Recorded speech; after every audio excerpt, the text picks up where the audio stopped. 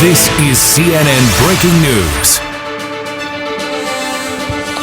Good evening, Anderson Cooper here in Fort Myers, Florida, 8 p.m. That is the shot from Miami. You get a sense of the rain, some of the wind, and the impact there on boats. Starting to see that water rising, and of course storm surge. That is going to be the story in the next hours in Miami and throughout much of southern Florida.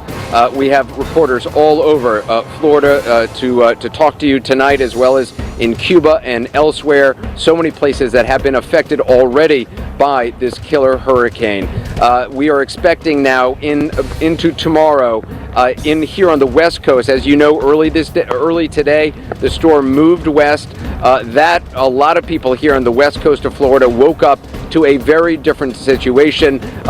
People who had decided to hunker down, who decided to ride out the storm in their homes, suddenly were faced with a storm surge they had not anticipated, a storm direction they had not anticipated, and many of those people have decided to either seek shelters or to get on the highway and to try to get out. There's a lot to talk about in the hours ahead, but I want to go to Tom Sater, who's at the Weather Center for us with the latest on the track of the storm. Tom?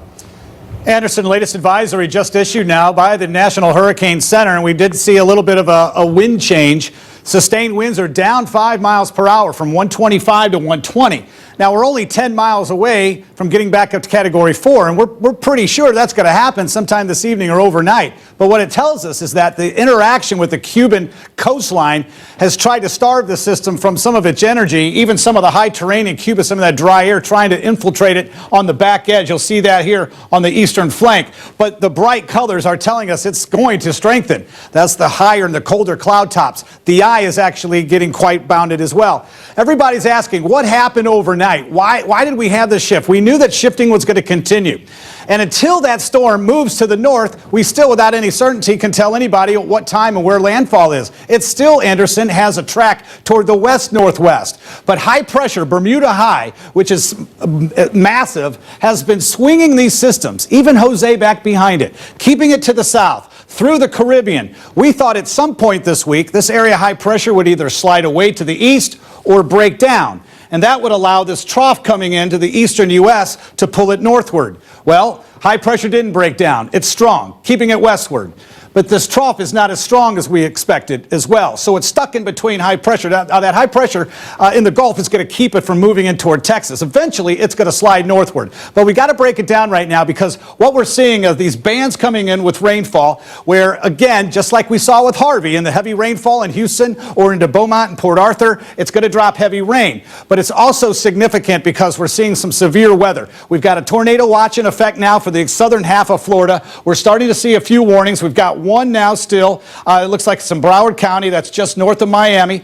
And we're going to continue to have that overnight. Almost the entire state of Florida is under a warning. There are watches to the north that will change to warnings over time as the storm decides to move up. But where is it going to make landfall? That's a big threat here. We think if it continues its west-northwest track, it may barely by morning make landfall in Key West. Possibly around Fort Myers. If it wobbles east, let's say 2 p.m. or so in the afternoon, give or take a couple hours. Port Charlotte, if it wobbles east, may not be until tomorrow evening. So there's a lot of ifs right now. Listen, the storm does not know about computer models. It could care less if we have a European or a U.S., right? But I think what really I heard this morning from Senator Marco Rubio, he said, do not play chicken with this hurricane, and he's right. Everyone's shifting now to the West Coast, of course, yesterday, and now they're wondering if they should go east. Just hunker down, just stay away from the water. This system, if it continues in this direction, and this model, Anderson, wants to place landfall near Fort Myers. When the eye is halfway over land, you consider that landfall. But keep in mind the outer bands. This is where the winds are the strongest. And of course, that's a path of destruction up, of course, the entire western half of Florida. They may think they're fine in the southeast, parts of Miami and Hollywood, up to Delray Beach and Northward, where you're not, because you're going to be in still to significant wind bands and the threat for tornadoes. As it moves to the north, there is concern now into Georgia with the winds sustained around 50, maybe gusts 60, 70. That's pine country. I mean, the pines in this area have very weak root systems, and they're massively tall, and they're downed all the time in strong thunderstorms. So we could definitely have power outages in many states. These are the projections projected wind gust. Notice Fort Myers, 134 miles per hour. You think you're fine over in Miami and you're still at 71. That'll down power lines, even up to Jacksonville at 72. Some of the models want to put a lot of moisture, a lot of rainfall into Jacksonville. That'll flood that region. The path and the track still looks pretty much the same. We'll get a new track, Anderson, in just a few hours. But again, still uncertainty is exactly where landfall will be, but it's such a massive storm and most likely we'll get to Category 4. At this point, it doesn't matter, but we will be able to lock it in as soon as the storm starts to move north. Tom Sater, we're going to check back with you. I'm going to be on the air for the next 3 hours following this story, so we'll be talking to Tom a lot. I want to check in with Bill Weir, who has been in Key West. He's now in Key Largo, where there are a lot of folks still riding out the storm. Bill, the scene tonight is what? I know you've been talking to a number of people who are riding out the storm. I've been talking to them throughout the day as well. Yeah. What is the situation there? What are they facing? Well, I'm going to give you a little sense of that here. I mean, you don't have to be a meteorologist or a governor of Florida to know the common sense in you hide from wind, you run from water, stay away from the coast. You've heard that again and again, but there's this community of sailors, these old salts down here in the Keys. That's just not in their DNA. I met a scuba boat captain here on Key Largo by the name of Timothy Jones. He lives aboard a vessel called Livin' the Dream, and here's his logic. This is home. Basically, it's a 2-bedroom, 2-bath floating condo, to put it in layman's terms. Okay. We have 2 bedrooms, 2 cabins, 2 heads, living room, kitchen, and dining room on the boat. You hope it's still a floating condo by the end of this. But this is your refuge in here, the little shelter, yacht yes. club here? It's used to be a sailing school, rigging shop. We have what they call a ship store on this end of it. That's where the wood siding and everything is. Okay. And then some offices, and we're actually sleeping in the offices. That's where we're all staying. And then this is home. This is where we are. We brought in the stuff that we couldn't store somewhere. We brought it in here to get it out of the wind. Right. We shut the doors, and life is good. This is solid concrete. This is solid concrete. It's not going anywhere. Tim, like so many other locals I talk to, their logic is based on fear of the highways much more than fear of Irma. They're worried about running out of gas and being stuck somewhere in the Everglades. But that decision is made. That die is cast, and now it's up to the fates to see how that decision plays out, Anderson. Yeah, and of course, obviously one road in, one road out. So just a lot to watch for tomorrow and in the days after in terms of the kind of damage we're seeing in the Keys, throughout the Keys, and the ability to get aid and supplies to people who are in need. As you know, authorities have been telling people have at least 3 days of supplies in your home or wherever you may be riding out the storm. Even in shelters, bring what you can with you. We're going to continue to check in with Bill Weir all throughout in Key Largo. He's been in the Keys now for days. Let's go to John Berman, though. You saw his vantage point at the top of this broadcast. You saw that boat. You saw the wind and the rain. John, what is the situation in Miami in terms of the beginning of any storm surge? Clearly, you're getting a lot of wind and rain right now. Yeah, right now it's about the wind and the rain here, Anderson. We've had gusts consistently now touching 50 miles an hour or so, and a second ago it was just pouring. It's let up a little bit. It's bad, but this is not as bad as it was just a few minutes ago. It looks like we just got like an inch or so of downpour here. I'm standing in the middle of it now. But as you said, the concern here, just like it is all over southern Florida, particularly where you are up in the west, is storm surge. Behind me, you can see this marina here. This is water that they're expecting a surge of somewhere between 3 and 6 feet. That would put it up to my knees or higher here, and that would, go inland, and that will get into the first floor storefronts here along the coast. And this is downtown. This isn't even Miami Beach. Behind me, which you can't see through the rain right now, is Miami Beach. That is a very low-lying area where they're very concerned about the storm surge. Not as bad as you're going to get on the west, but still at 6 feet, enough to cover a serious part of that barrier island. Of course, out there on Miami Beach right now, it's after 8 p.m. Eastern time. They have a curfew. They don't want anyone out on the streets tonight. If they see you out on the streets, they say you're going to get arrested. Now, that said, first responders, law enforcement, they don't want to be out right now either. Once the wind gusts and the sustained winds get above 40 miles an hour, they will not be out there. They also won't be responding to 911 calls. I can't imagine why anyone would want to be out right now in all of this, though. As the night goes on and the winds pick up and the rains pick up, very dangerous to be moving about. And officials that we've spoken to say, look, if you made the decision to stay, hunker down, be careful, be safe, make good decisions. Anderson? Yeah, John, as the storm moved west earlier today in Fort Myers, authorities here faced a new situation.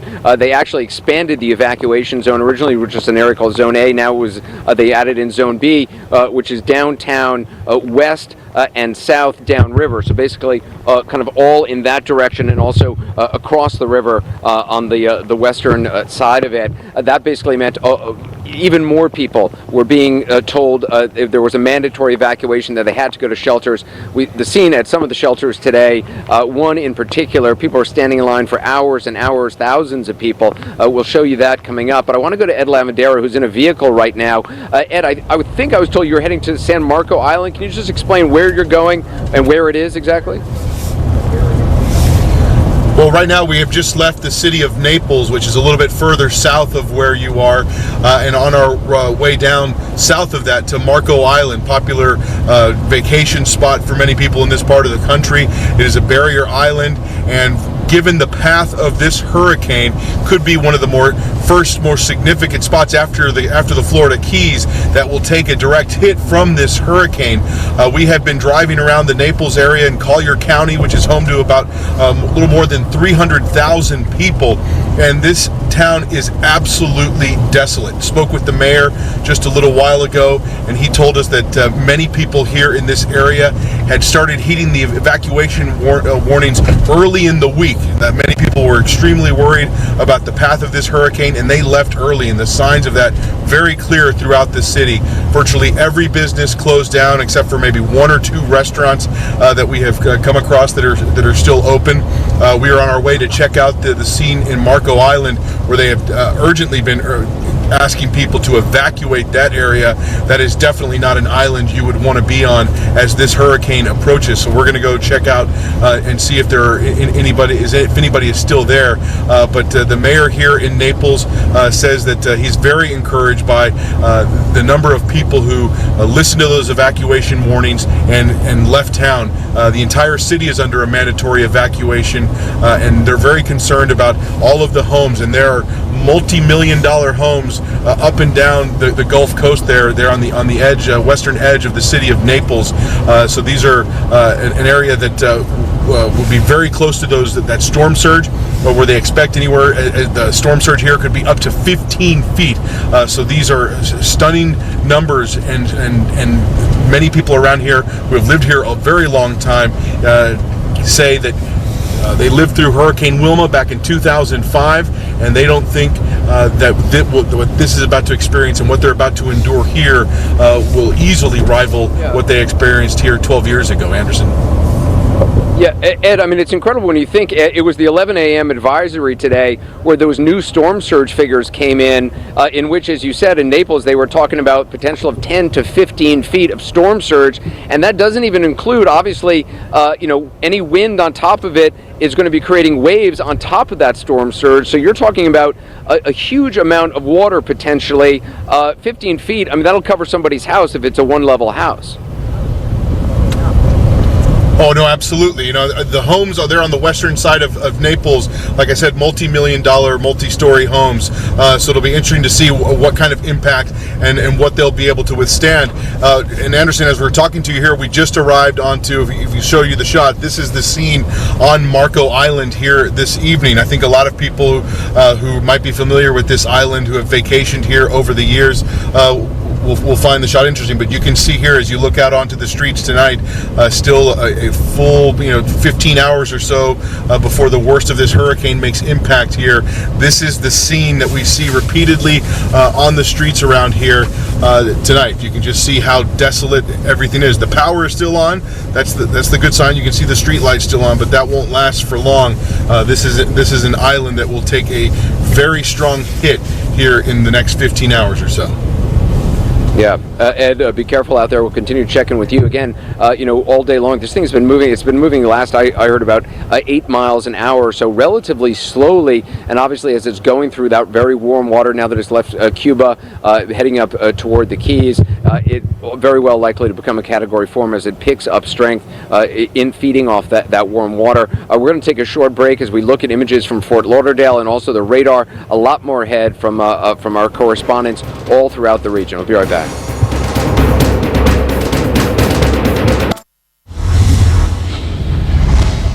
We're back with a continuing coverage of Hurricane Irma. The images there out of Fort Lauderdale. We're trying to give you as many different kind of vantage points as possible so you can see where this storm is as these outer bands of the storm move across various areas. The very light rain here in Fort Myer, whereas earlier you saw heavy rain in Miami, and certainly it looks like a lot of wind there in Fort Lauderdale. As I said before the break, this is a slow-moving storm, so 8 miles an hour or so.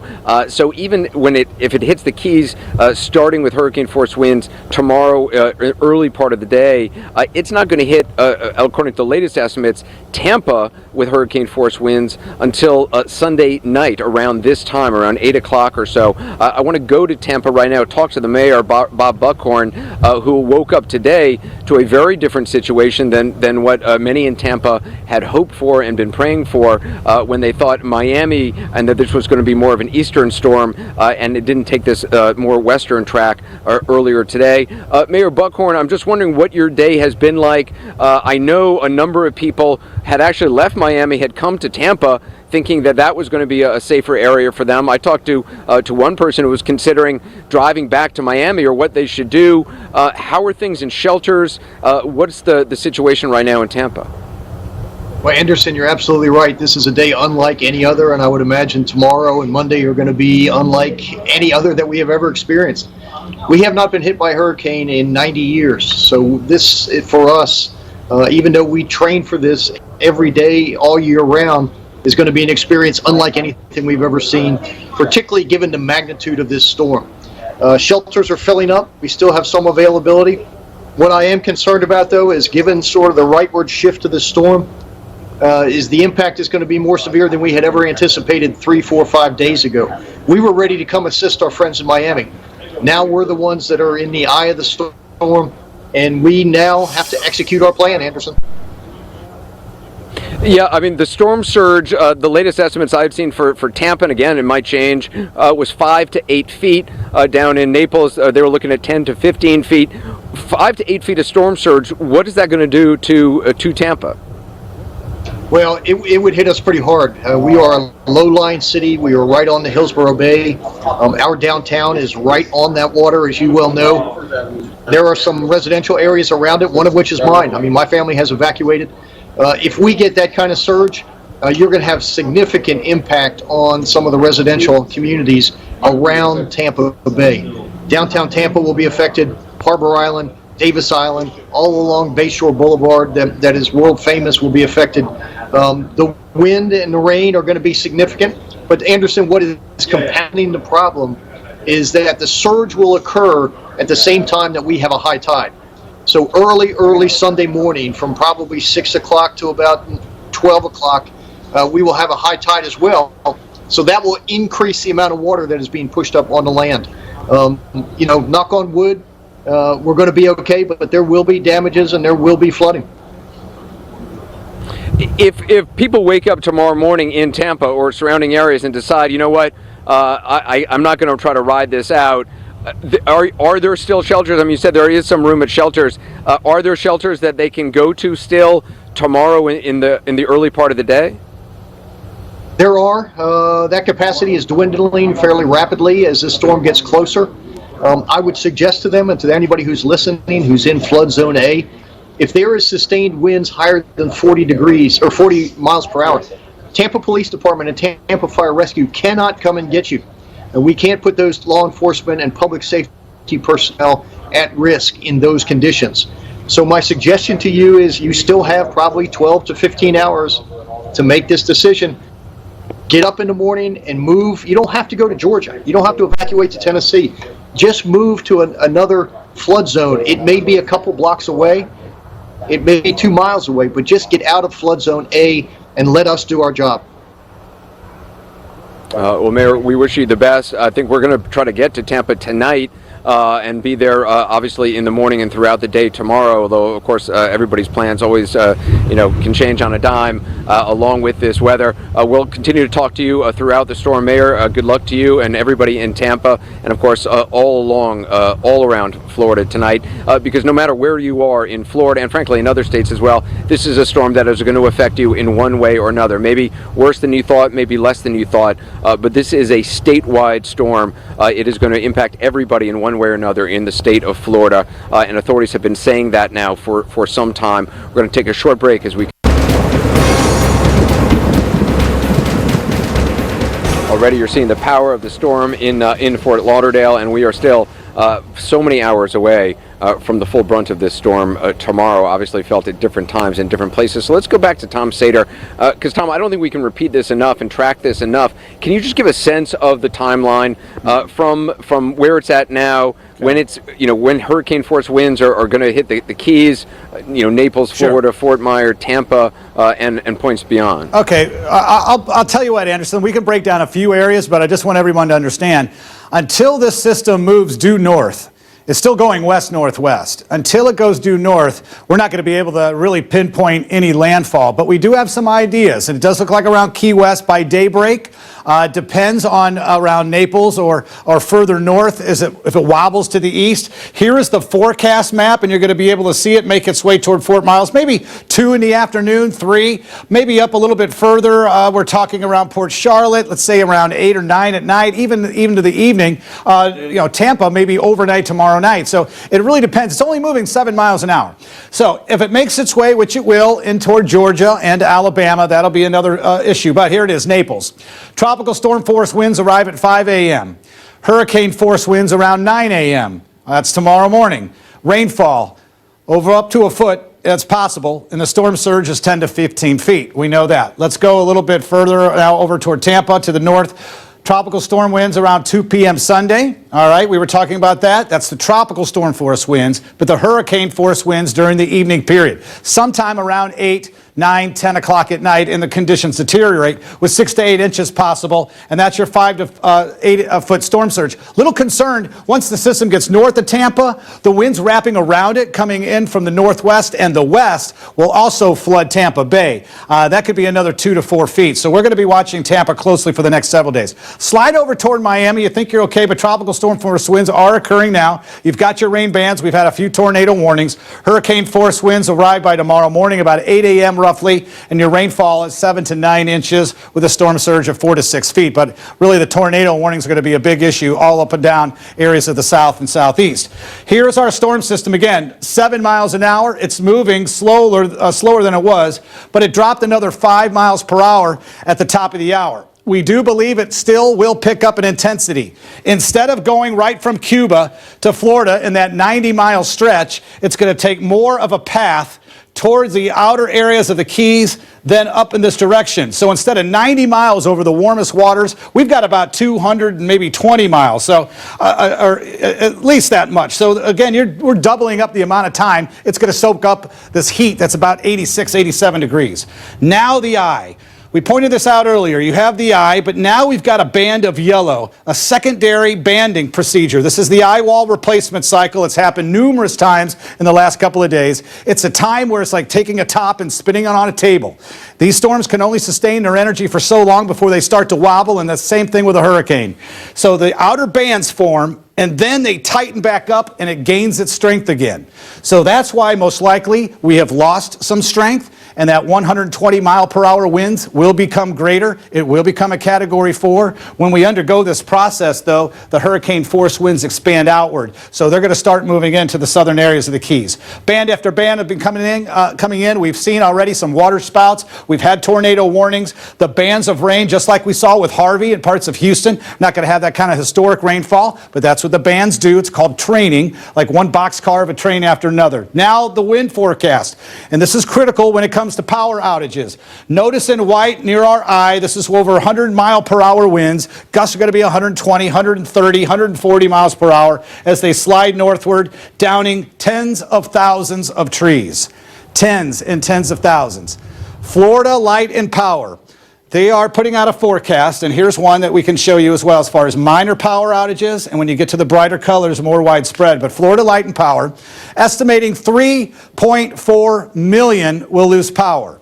If that occurs, that'll be the greatest power outage in U.S. history, and they believe the restoration of that power will be the greatest challenge in U.S. history when it comes to restoring power. FEMA saying more than that, Anderson. They're going with 4 million to 5, but we could see easily people without power for weeks, maybe months, depending on getting the needs down into the areas. If the arteries are clear, if the trees are out of the way, I mean, there's so much more to infrastructure. We're going to find out, of course, the many dangerous elements that are a possible risk to loss of life and property. So this is a big one. Anderson? Yeah, without power for weeks, you know, a lot of elderly people in that area in Florida. Obviously, this is going to be a huge challenge in the weeks ahead. If that number of people are without power for that amount of time, Tom, will continue to check in with you. I want to go to Juan Perez, who is the chief of Miami-Dade Police Department. Chief, I appreciate you being with us. I can't imagine how tired you and your officers are working the kind of hours you have been working. As we see the wind already now in Miami picking up, those tropical force winds, what are the challenges? What do you want people to know? Well, Anderson, it's you know, I hope, you know, that people don't take this lightly. You know, the anxiety level was the highest I've ever seen it for any storm coming this way. Of course, you know, we went through Andrew 25 years ago, and then with what we saw happen in Houston as that storm built up and to the magnitude that it built up, 185 miles per hour, the anxiety level was, you know, skyrocketing. Once it looked like it was shifting away from us and it became a smaller storm, or not smaller in size, but a weaker storm, I'm hoping that people still, you know, they heed the warning and they take this serious. They stay inside because we will have Cat 1, Cat 2, from what I'm being told so far, unless this thing shifts again. Cat 1, Cat 2 hurricane winds hitting us some point tomorrow between 4 and 8. It'll start, and it's going to last.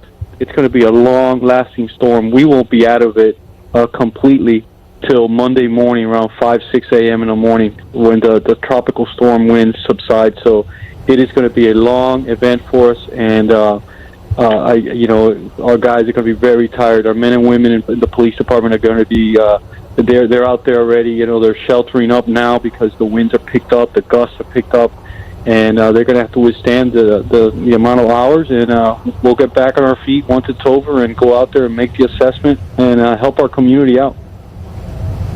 You know, because this storm did move west earlier in the day, I got the feeling in talking to people in Miami that some were kind of breathing something of a sigh of relief, thinking, oh, it's not going to be as bad as we had thought. Obviously, people in the west and here in Fort Myers, in Naples, in Tampa, had the exact opposite feeling. Do you worry about that sense that, oh, maybe it won't be that bad in Miami and Miami-Dade? You know, obviously, a lot can change. We're talking about something that is going to be taking place all during the day tomorrow. We're still talking about hurricane force winds and there's storm surge and rainfall. There's a lot of variables here that maybe people aren't taking into account.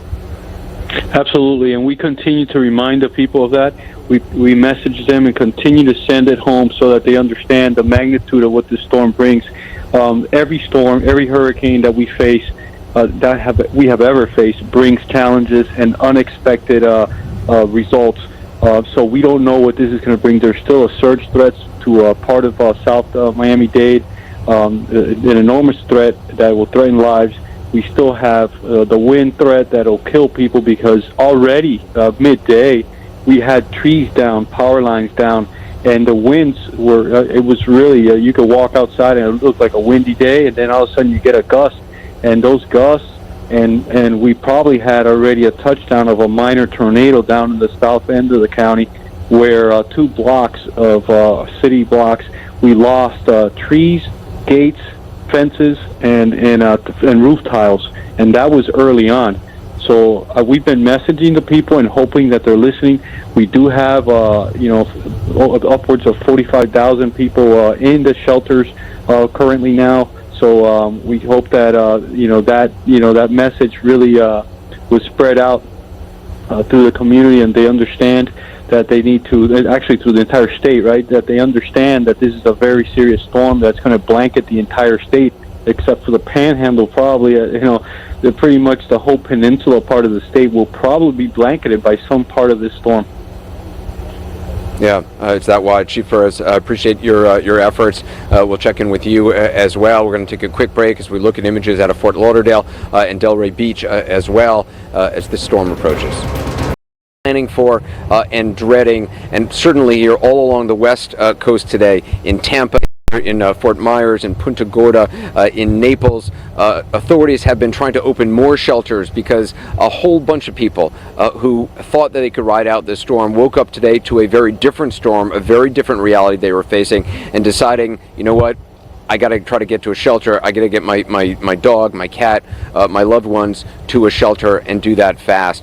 Here in Fort Myers, bus service stopped at 3 o'clock. If you dial 211, you were able, perhaps, if you were lucky, to get information about a shuttle service to get you to a shelter if you're one of these last-minute people who decided to evacuate. But that bus service stopped at 3.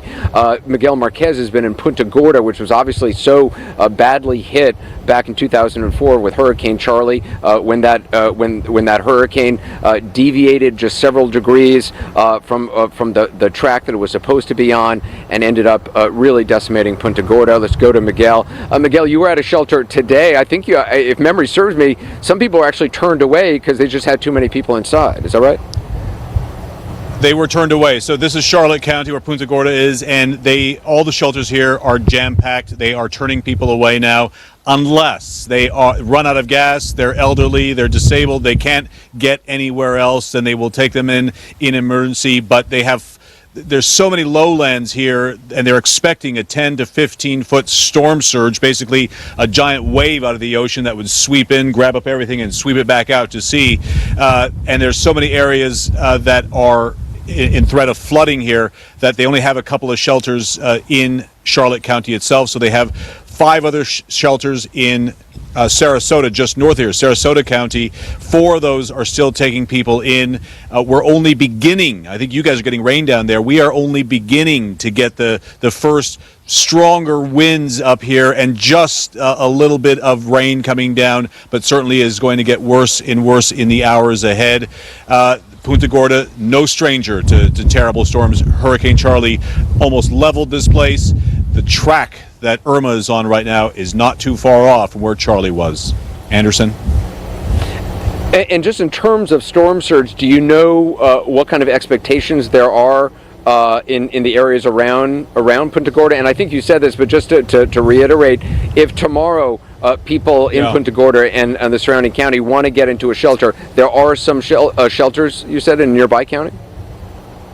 There are shelters that Charlotte County has arranged with Sarasota County, where they're a little bit higher, so people can go up there and still get into 4 different shelters now are still open in Sarasota County for residents of Charlotte County. The concern about the storm surge here is that all of Charlotte County, about 60% of it, the majority of it, is lowlands. So if that storm surge comes in that 10 to 15 foot range, it is going to sweep very far inland and then carry things out. There's going to be very few places that are safe in this county.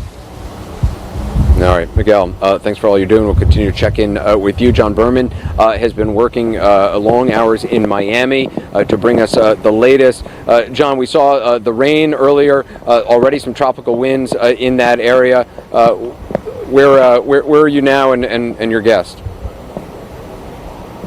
Look, it's raining and it's not really letting up anymore. I mean, the bands have been coming, but now when the heavy rain goes away, we're left with this, which is merely a medium range pelting rain. The wind has started to swirl a little bit, and we have started to see lightning, Anderson, fairly regularly. And as you have noted, there are some tornado warnings for a big section of South Florida right now. That's something everyone is watching very, very carefully. I'm joined here by David Hallstatt, making him stand out on the rain with me right now, the former director of emergency management for the state of Florida. And David, we are now, after dark into the night. In some cases, the wind's picking up, over 40 miles an hour. What do people need to know right now, tonight? In this particular case, evacuation in these conditions needs to be over. First of all, it's dangerous at night. You're going to start having debris falling. There's going to be water on the roadways. So certainly from Miami south, any thoughts of being on the roadway should be over. Now on the West Coast, again, caution should be used as we approach night. It's very dangerous trying to evacuate at night, but use your caution. Go tens of miles, not hundreds of miles. Be careful. And as we've been standing out here, we've had some pretty powerful wind gusts that have notably move me more than they move you, but people need to know that once the wind speeds reach over 40 miles an hour, it's a much different situation. It is. Your first responders and your 911 centers everywhere are making decisions on the speed of the winds, on the conditions of the roads, whether or not they're going to respond anymore. I can almost guarantee you down in the Keys that has probably stopped or is about to stop. Here in the Miami area, probably sometime throughout the night, law enforcement, fire will not be able to respond, nor ambulance. The West Coast, the same thing. Sometime probably later in the night, maybe early tomorrow morning, those 911 centers are going to say, listen, it is too dangerous for us to be on the road. All right, the big concern right now with this storm, as heavy as it's raining right now, is still storm surge, the surf coming in and staying in. You were Director of Emergency Management for the state of Florida. You hear 10 to 15 feet of storm surge in the west. How did you prepare for that? How do you prepare for that?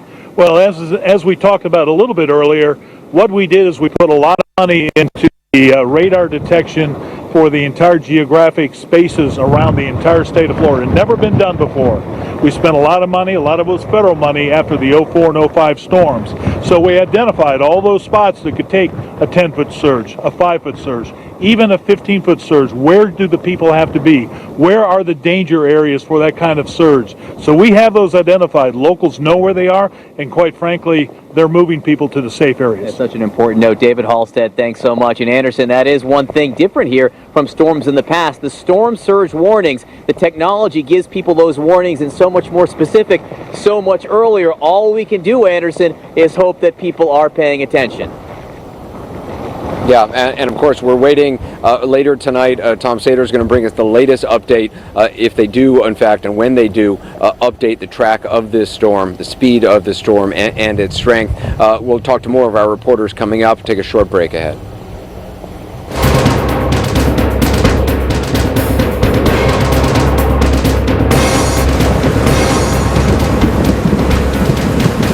As we talked about earlier in the broadcast, a lot of people are already without power, but there are estimates that millions could be without power for possibly even weeks, depending on where this storm hits with and what strength it hits and what kind of storm surge we're seeing. And as we said, there are a lot of elderly residents. You're looking at some images from Port Charlotte, and this just gives you a potential hint of what could come down the road if power is lost for a lot of elderly people. There was a senior living facility that's in a low-lying area in Port Charlotte. We were told about 35 residents of that facility were evacuated.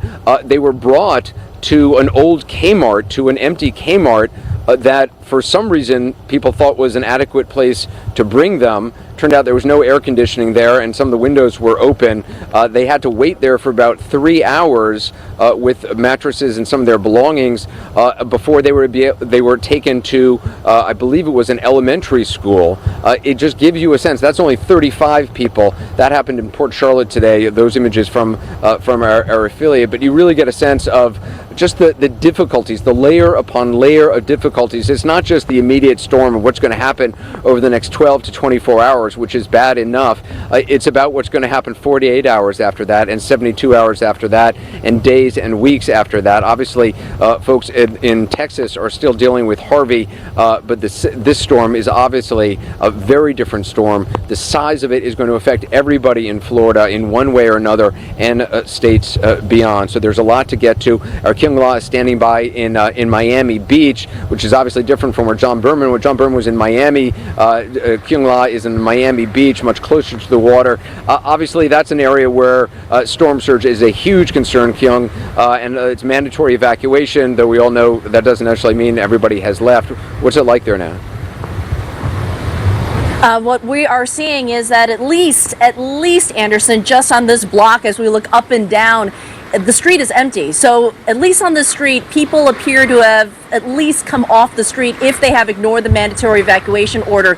There is a mandatory curfew in effect, and the police have said, and we've seen officers still on the job driving around, they say that if you are walking the streets here in Miami Beach, you are subject to arrest. They are not kidding around.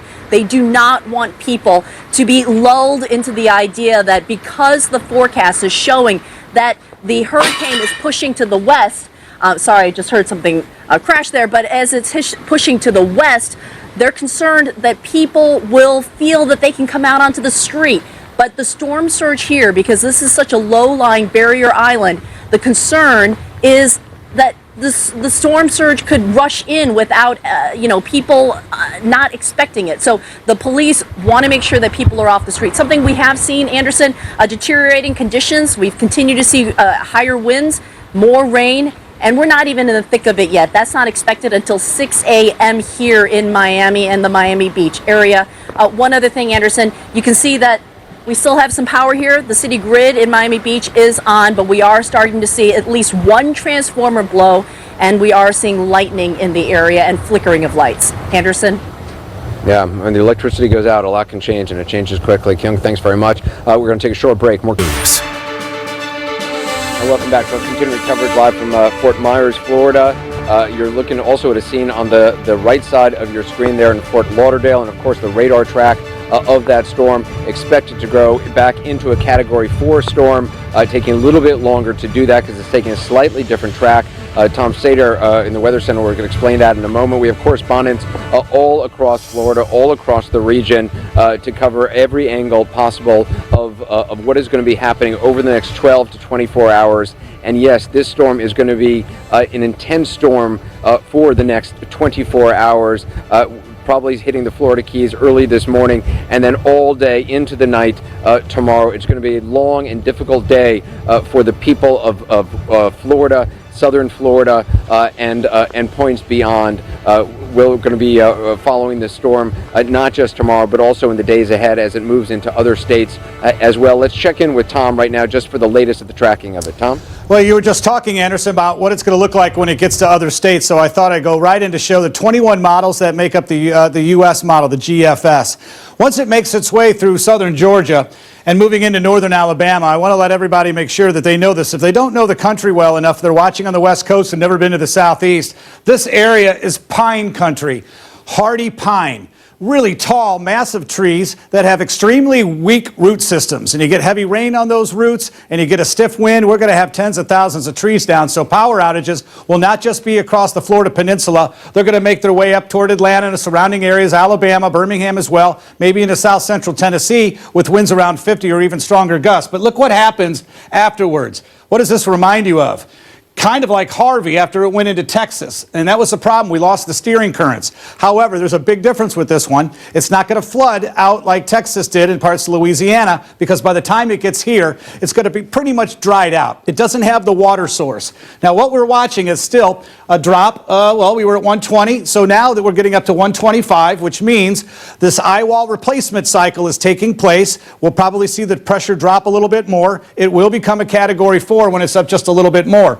But we're still looking at this westerly component, which has us a little concerned. I mean, there's no best scenario here. I mean, we're going to get smacked with this. But as long as it continues to head west and not north, it's going to be harder and harder to pinpoint where landfall will be. So again, we lean on the models. We look at the differences of hurricanes. Now, I want to remember, you've all seen this picture. Hurricane Andrew 25 years ago. Notice you could fit 2 Andrews inside Irma. This is what we call an annular hurricane. They're smaller, compact. The eye is tighter. The wind radius of damage that went across Homestead, Florida, wasn't that kind of damage 20, 30 miles out.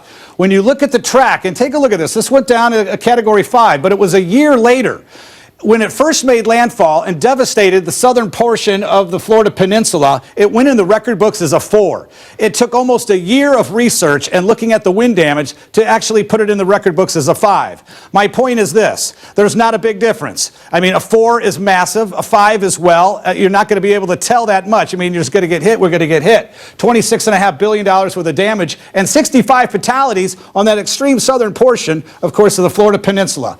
Other Category 4 and 5 5 hurricanes since 1970. All right, Hugo, 140 mile per hour winds in 89. Then you have, of course, Andrew, we just talked about, 165 mile per hour winds, and we just had last month, a few weeks ago, Harvey. But take a look at Charlie. This moved into Punta Gorda. Everyone remembers that, and they continue to talk about it. It came very close to Tampa, throwing a storm surge we've never seen into Tampa Bay, and that's still a concern with this westerly movement. But when Charlie moved into Punta Gorda, the winds out from the center only went out 20 miles.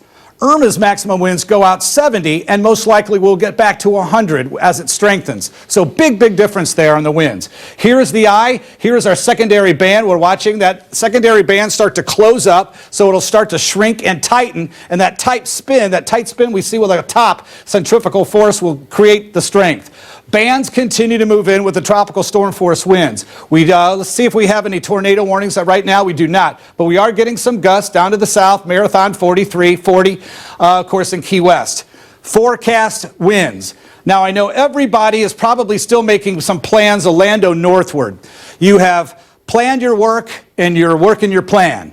If there's anything maybe that you haven't thought of, for the thousands of you that own swimming pools, go outside and just take your swimming pool furniture, your lawn chairs, your table, and throw them into the pool. Because that's going to smash any window or your neighbor's window. If your kids have a trampoline, unhook that trampoline from its cage and its frame. That thing can take off for some great distance. So just little things to think of outside. That's why in the Caribbean they cut back the palm trees, they take down the coconuts because they're flying projectiles.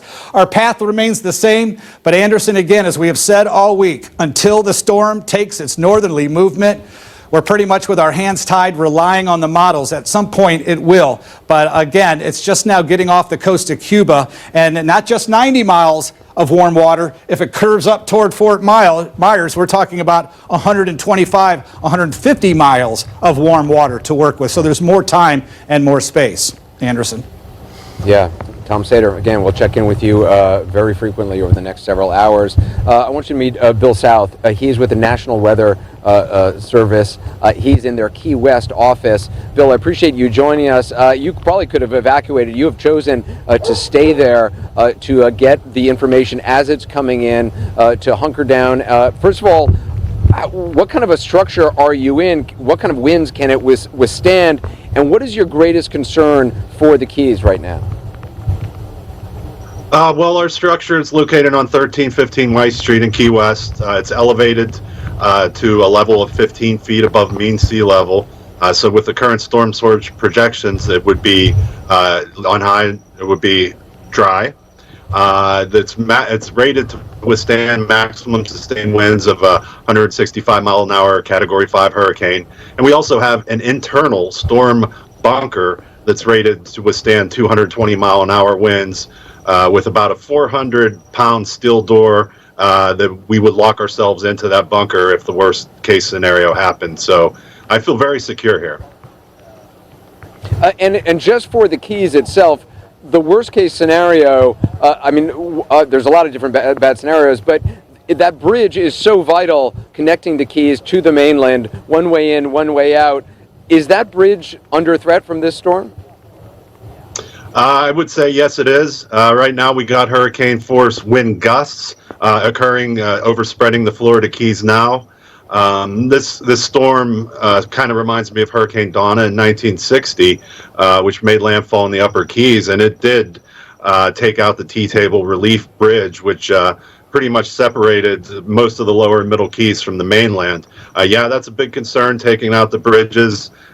Damaging wind gusts. We could see storm surge values of 5 to 10 feet above mean sea level, which would put probably about 60 to 70% of Key West underwater.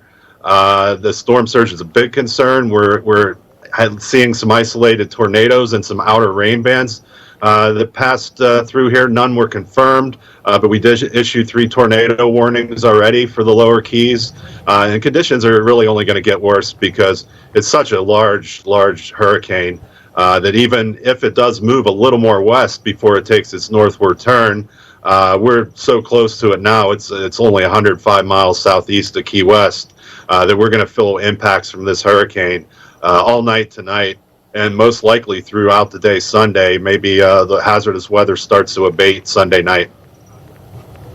Well, I know one of the things you and your colleagues are able to do, and one of the reasons you are sticking it out there is that you're able to relay data and information about the storm bands, about the storm to first responders, to search and rescue teams, in order to help them avoid certain areas at key times as they are trying to respond to anybody in need. We appreciate what you're doing. We'll continue to check in with you, Bill. Stay safe there and keep collecting all that information and getting it to those who need it, because a lot of people are relying on that. Let's go back to John Berman standing by in Miami. John, again, you know, it's been so deceptive throughout the day here in Fort Myers. I'm sure in Miami as well. At times, for hours, there'd be sun shining often behind the clouds. There were times I had to put on, you know, sunscreen because it was so hot out and there was so much sunshine. There was no indication, at least in Fort Myers, really throughout the day today, of this monster storm that is barreling this way. We're starting to get the indication of it right now here, Anderson. I think you can see I'm a bit of a soggy, wet mess. We're the sort of canary in the coal mine here in Miami for what the rest of Florida will really start to feel as this night goes on. Let me tell you what it's been like. We've had the bands coming in for this hurricane of torrential rain, rain that's lasted in some cases for 20, 30 minutes, then it goes away. It's away right now. We have had wind gusts more than 40 miles an hour around the Miami area. Some have been measured higher than 50 miles an hour. I think you can see that boat behind me. It's starting to rock pretty good. The water here hasn't really started to rise too much. The concern about a storm surge somewhere around 3 and 6 feet. If it reaches that 6-foot level, it would certainly be way past my knees where I'm standing right now, and that would be a problem for parts of downtown Miami. I'm not even talking about Miami Beach, which is out there, which is even lower lying than the rest of downtown Miami. That is a serious concern. We are starting to see lightning strikes fairly regularly. Just saw some north of here where I am right now. That will be an even greater occurrence as the night goes on. I will tell you what we have not seen in some time, and that's people out here, which is actually a good sign. As we've been standing here for the last 7-8 hours or so, there have been a lot of people. There were earlier a lot of people walking by, people checking on their boats here. That stopped. That's a good sign. I don't know why anyone would want to be out on a night like tonight when it has been raining as hard as it is with the wind blowing. Not a good night to be out. The authorities are here saying in Miami, if you have stayed here, stay in your homes tonight out in Miami Beach. In fact, there's a curfew. If you're out on the streets right now in Miami Beach, you're apt to get arrested. Anderson? No. John Berman, appreciate it. We'll check in with you shortly. Ed Lavandera, we talked to him in our last hour of the broadcast. He was in a vehicle heading toward Marco Island. I believe he's already gotten there. Ed, first of all, where are you and what's the scene? Marco Island now, Anderson, and we just had a conversation with the police chief here on the island, who says that normally about full-time residents that live here on this island, about 16,000 people or so. He doesn't know exactly how many people have evacuated, but he does believe that there are a number of people, despite all of the warnings that have gone out throughout the day. In fact, police going door to door and with PA announcements from their vehicles urging people to evacuate. He knows that there are still a number of people on the island here. He says they're expecting perhaps as much as a 10-foot storm surge here on the island. They say they have about 80 first responders in all who will be hunkering down here, ready to respond, and they have jet skis, inflatable boats, other watercraft that will be ready to be deployed if any high water will be needed after the storm passes through. So he also did say that it is too late now to evacuate, that if you're still here on this island, place. Anderson. Ed Lavandera, thanks very much. Losing your shot there, understandable given the circumstances. We're going to take a short break. Our coverage continues from Florida and points beyond.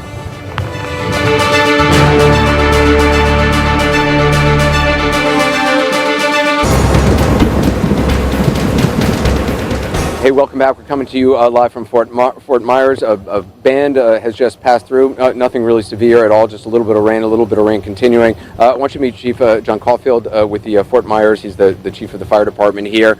We talked to you earlier. I'm just wondering, now that the day is over, how do you assess what happened today and your biggest concerns for the morning? Well, our biggest concern is, when the weather's going to start. But frankly, it's keeping our firefighters and police officers and public works officials safe and then trying to figure out what we can do about the people that haven't chosen to evacuate. Because there really was today, I mean, as we discussed earlier, a lot of people who woke up realized the storm has now come here in a greater way than they had anticipated, and decided to try to seek shelter. But with buses ending at 3 o'clock, there's probably still a lot of people who are going to wake up tomorrow morning and want to try to get to shelters. Yes, that's true. And the disappointing part is we've still got room at some of the shelters. I mean, they're pretty full, but there's still room, and we really wish people had heeded the warning before the storm hits. We're probably at the point now where it's almost, it's really risky to try to go there now. So we're advising people, if they're going to stay in their homes, find a safe spot, get in the center of the house, of the structure. There's going to be some last minute emergency shelters. If we can kind of figure out where those populations are, we'll open them up just to be safe in a commercial building.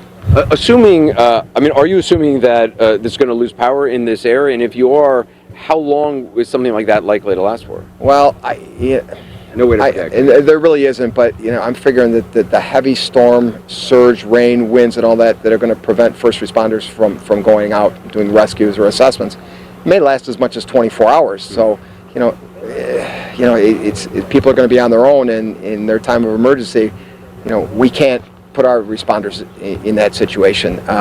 So yes, power at some point will either be cut or it'll drop on its own, which creates a whole other set of hazards. So, there's always a concern in storms like this and they face this in Harvey in Texas. Do you keep the grid on? Do you keep the power on? If there's a lot of water on the ground, that obviously brings with it concerns of electrocution and things like that. Or do you try to shut off the power? Well, that's the $1 million question, of course, but that's exactly why we have emergency operations centers. So we have a city one that I'm staffing as the commander, and then we're interacting with our partners at the county and the state. So we're putting our heads together to figure out what's best for each situation, and we'll do that here.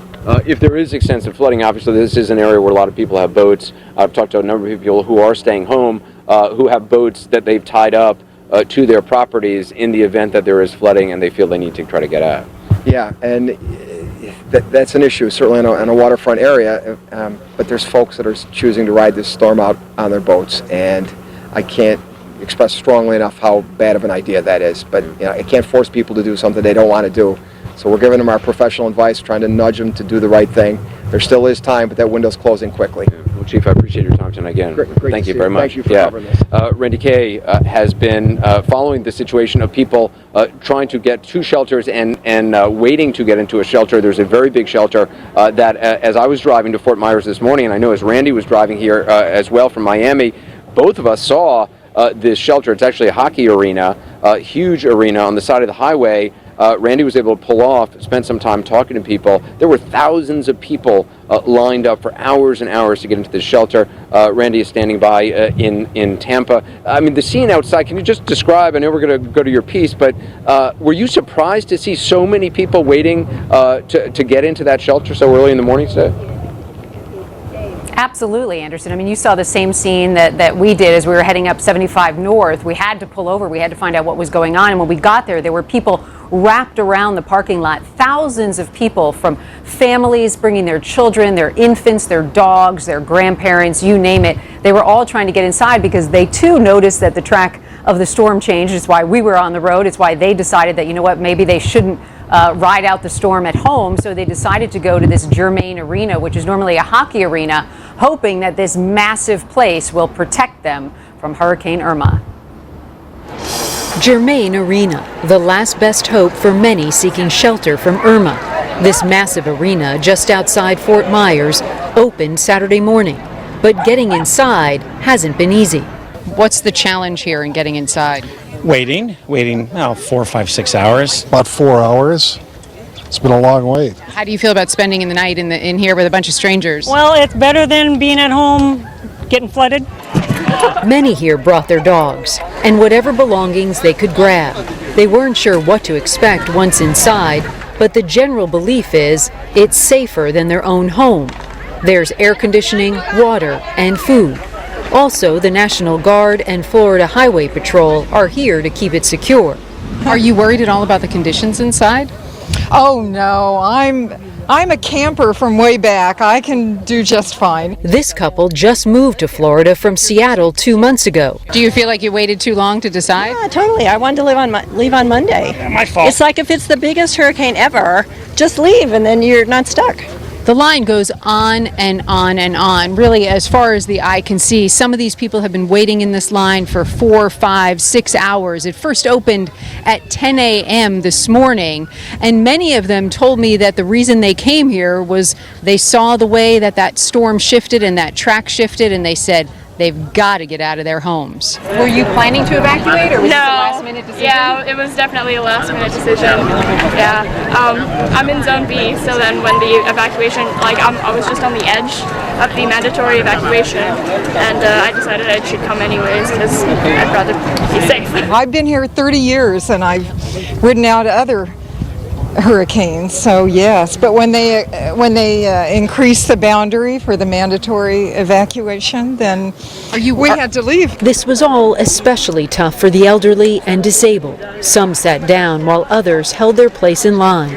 And so we migrate up ahead, wait, they catch up, we migrate ahead, and they catch up. So a lot of teamwork. Yeah, you're making friends with some good Samaritans, it sounds like. Yeah. It's been rough, though. Okay? Yeah, I'm fine.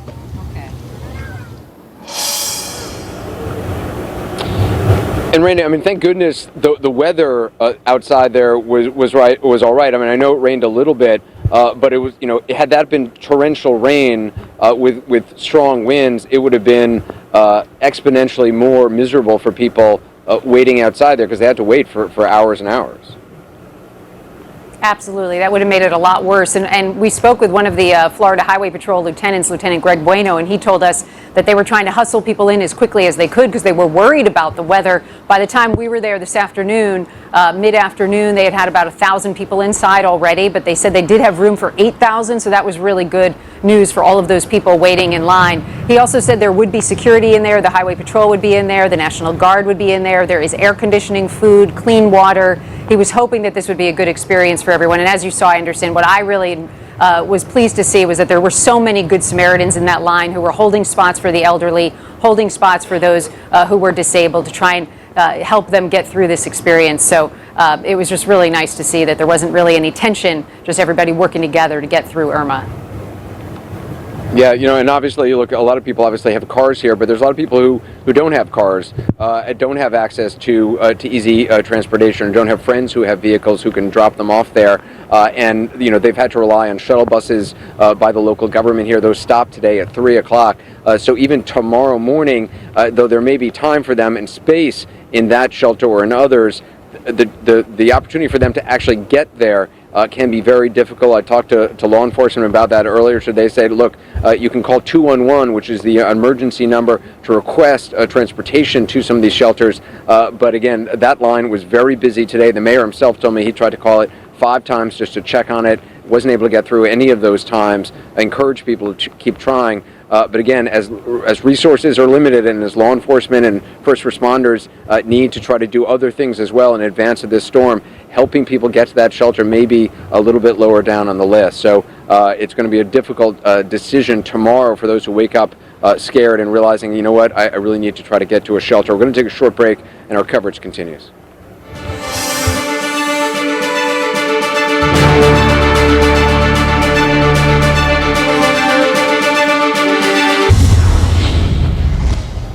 Well, I think it was about a week and a half ago or so in Houston, Texas, I was able to be joined by Lieutenant General Russell Honore, who, of course, led military efforts in the wake of Hurricane Katrina and did such an amazing job there.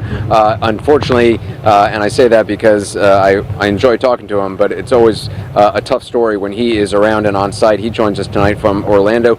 Lieutenant General, in terms of what you are seeing, we just saw Randy Kay with that long line of that shelter. Obviously, those people thankfully were able to get in. It seems well organized inside, but it was difficult for them, obviously, waiting outside for so long. And a lot of, there seems to be a struggle here in some municipalities to open up shelters today and provide access to people to get them to those shelters if they don't have vehicles of their own. I'm wondering what you make so far, what you've seen of the response as we await this massive, massive storm.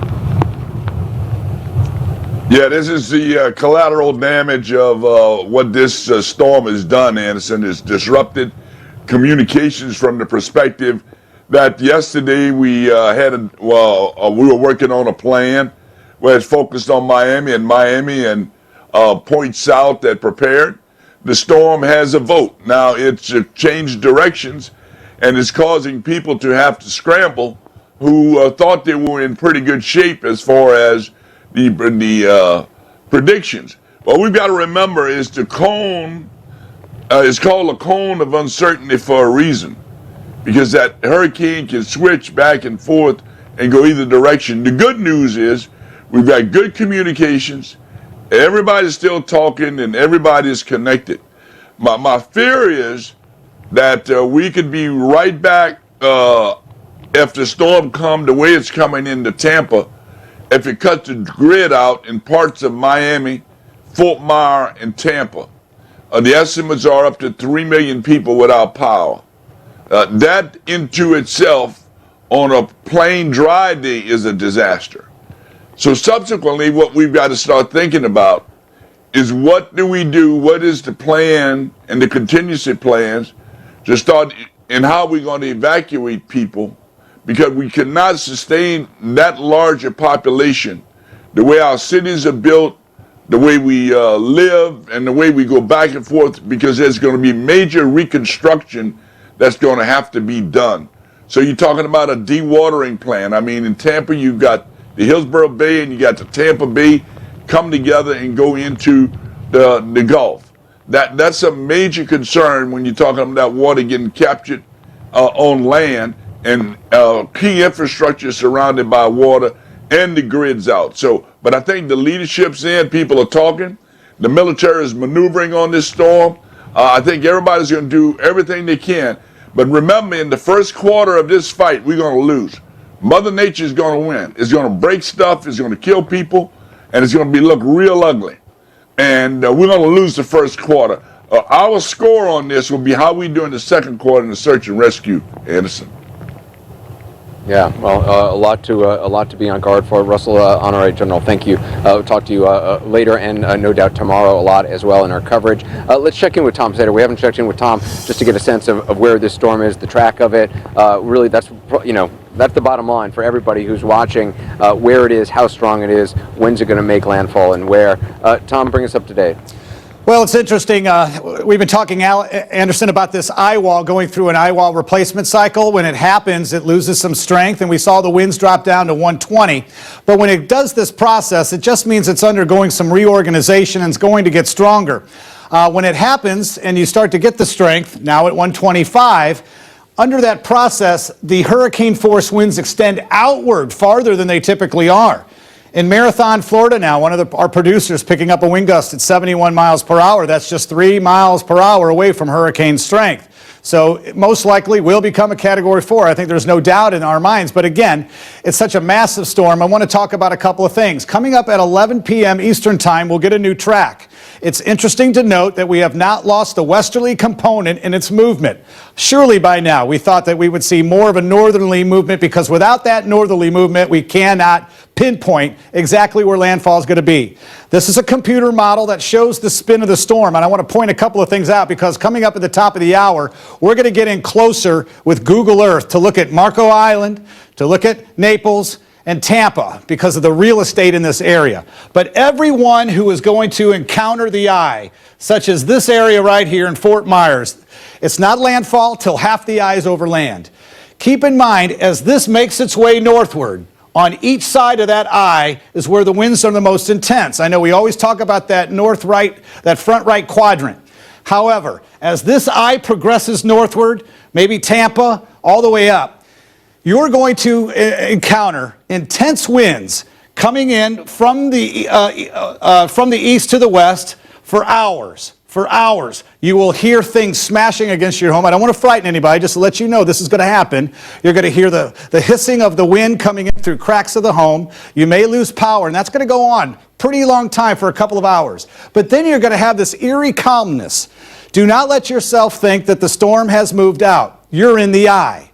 the winds become calm. If you were to look outside, you may see a bunch of birds. They get caught in the eyes because they're trying to keep themselves away from these winds. They'll fly for hundreds of miles trying to rest when they can inside the eye. But don't let your guard down, because not only did you get hit by the east to west wind, now you've got the southern end of the eye, just as intense, but the winds are in the other direction, coming west to east. So all the telephone poles that are in the trees that are bending in one direction, several hours later are going to push in the other direction. So again, it can only take so much, and that's what's going to give. So that's the eye that's going to make its way from south to north across the entire peninsula. We do expect the eye to start to collapse. It's not going to be over water. We're cutting off the fuel line of the system. It's not like Harvey when it was able to feed off its own rainfall. Harvey moved so slow that it actually didn't need to be over water. It was actually feeding off the own rain that it dropped on the ground. Now, it will continue to be strong over the Everglades. It's called the brown ocean effect. It doesn't need to be over water, but it's sucking up that warm water from the Everglades. But once it gets into southern Georgia, Anderson, it'll start to lose its punch and rain itself out by the time it gets into Tennessee. But we're watching this eye, and it's critical right now to see what happens come 11 o'clock with a new track, because I'm surprised we're not seeing more of a northerly component yet. Hard to pinpoint exactly where landfall will be, but obviously we know conditions are deteriorating quickly. You know, Tom, it's interesting. A lot of people hear you say, you know, don't get fooled by the eye when it seems calm. That's just the eye. Just a quick story. Before I was ever started covering hurricanes as a reporter, I was in a hurricane in the Caribbean that sat around St. Bart's, if memory serves me, for several days. When the eye came, I was so freaked out, frankly, and just so wanting to get out of the room that I was trapped in, the building that I was in. I ran out and was trying to get my friends to go to the airport to see if we could get a flight out. Wow. Smarter people than me informed me, this is the eye, dummy. Get back in the house. It's about to hit again, and they were right. So people may laugh about that idea of, you know, you think that you get fooled by the eye. Right. I can tell you, I'm not very intelligent, but I was certainly fooled by the eye then. Not to make that mistake again. Tom, we'll continue to check in with you, and also look in particularly for that 11 o'clock advisory. That's going to have important information that will give you obviously the latest information on that. Another quick break, and our coverage continues.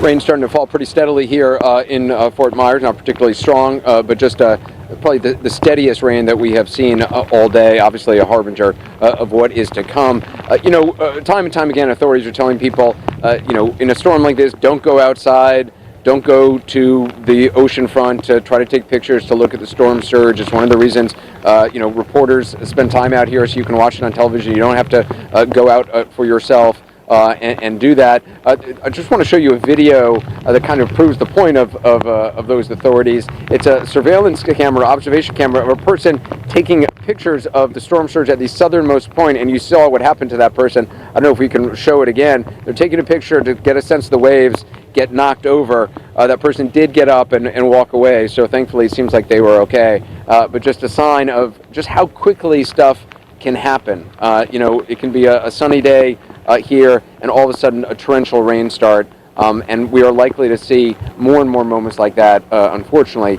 in the next 12 to 24 hours. I want to go back to John Berman, who is in Miami for us. John, what kind of winds are you seeing there? Because when we started broadcasting around 8 o'clock, you were already getting very, very strong gusts of winds there.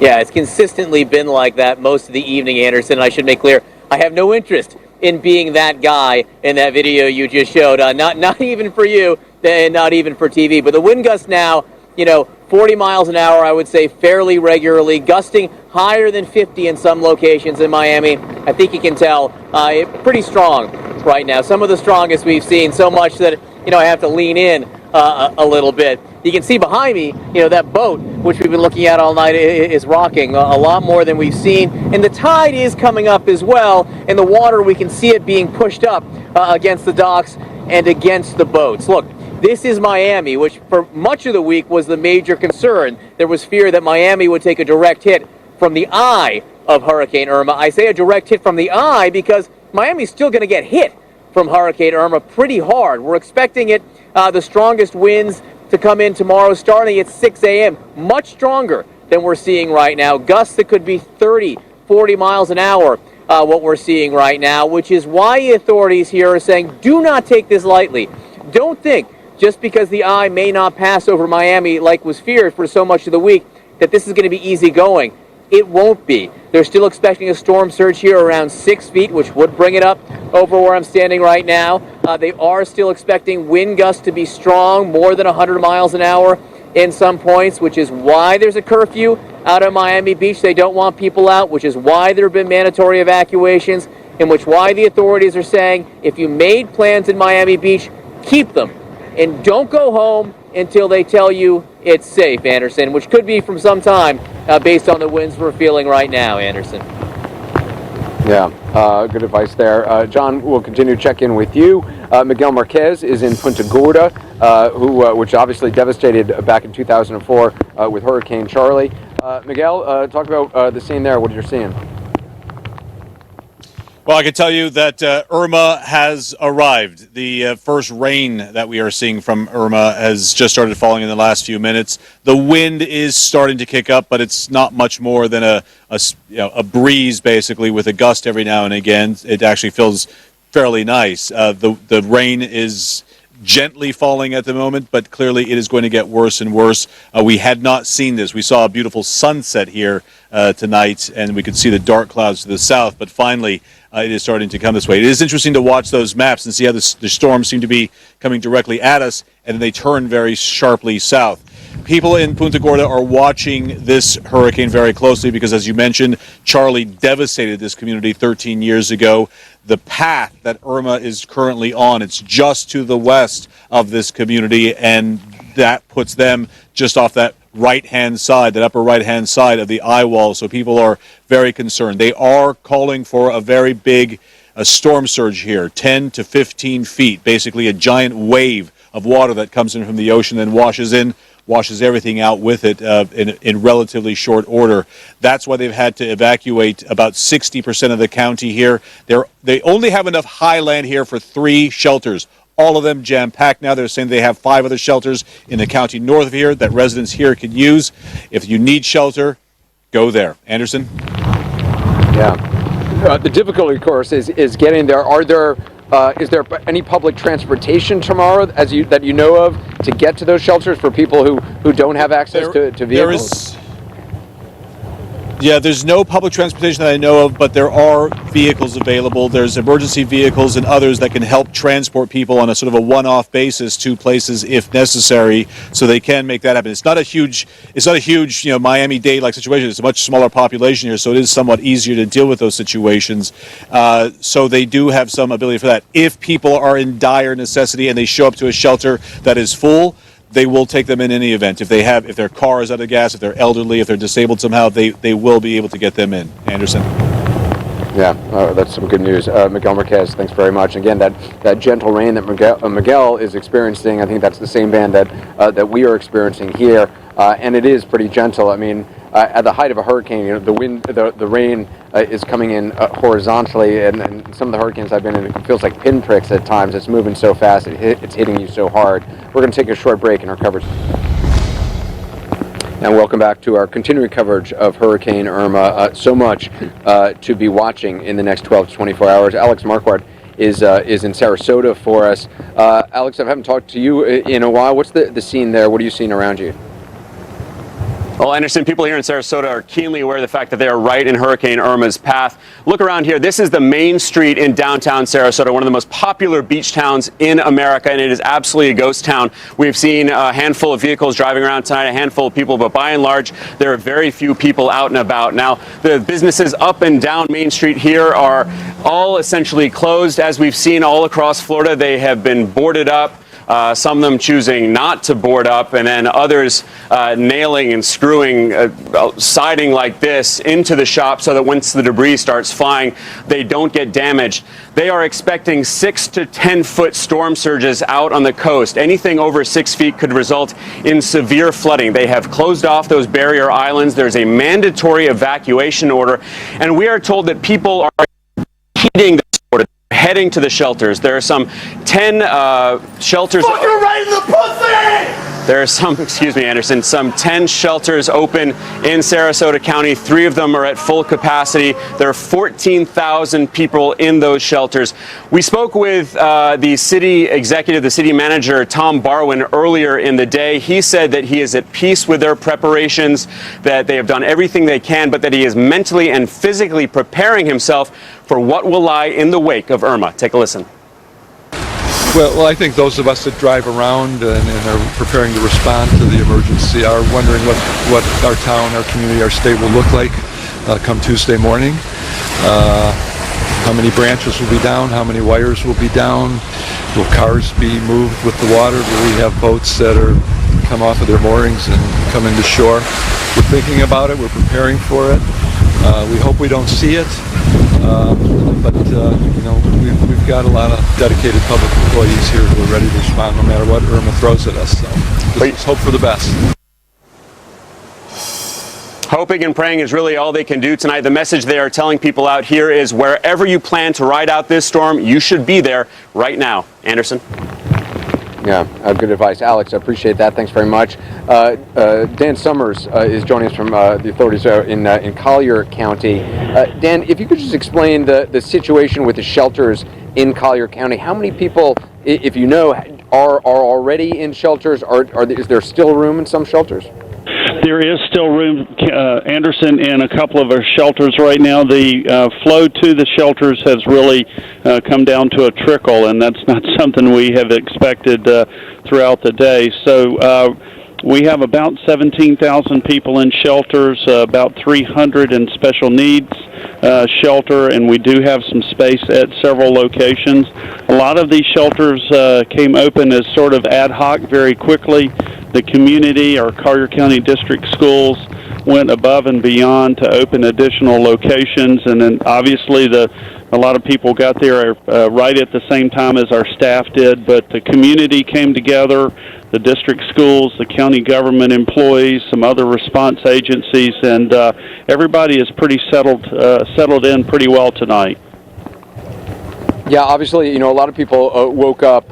They didn't expect the storm to be hitting along the West Coast in the way that it's going to, and changed their mind about riding out the storm, decided to seek shelters. The governor had put out an appeal for as many as 1,000 volunteer nurses, particularly to help out in special needs shelters. Do you know if you have enough personnel, particularly in those special needs shelters, to help all those people who need assistance? Well, we're doing pretty well. We have them in and settled. We have spent a lot of time in our shelter making sure that we had all types of equipment and resources available to them.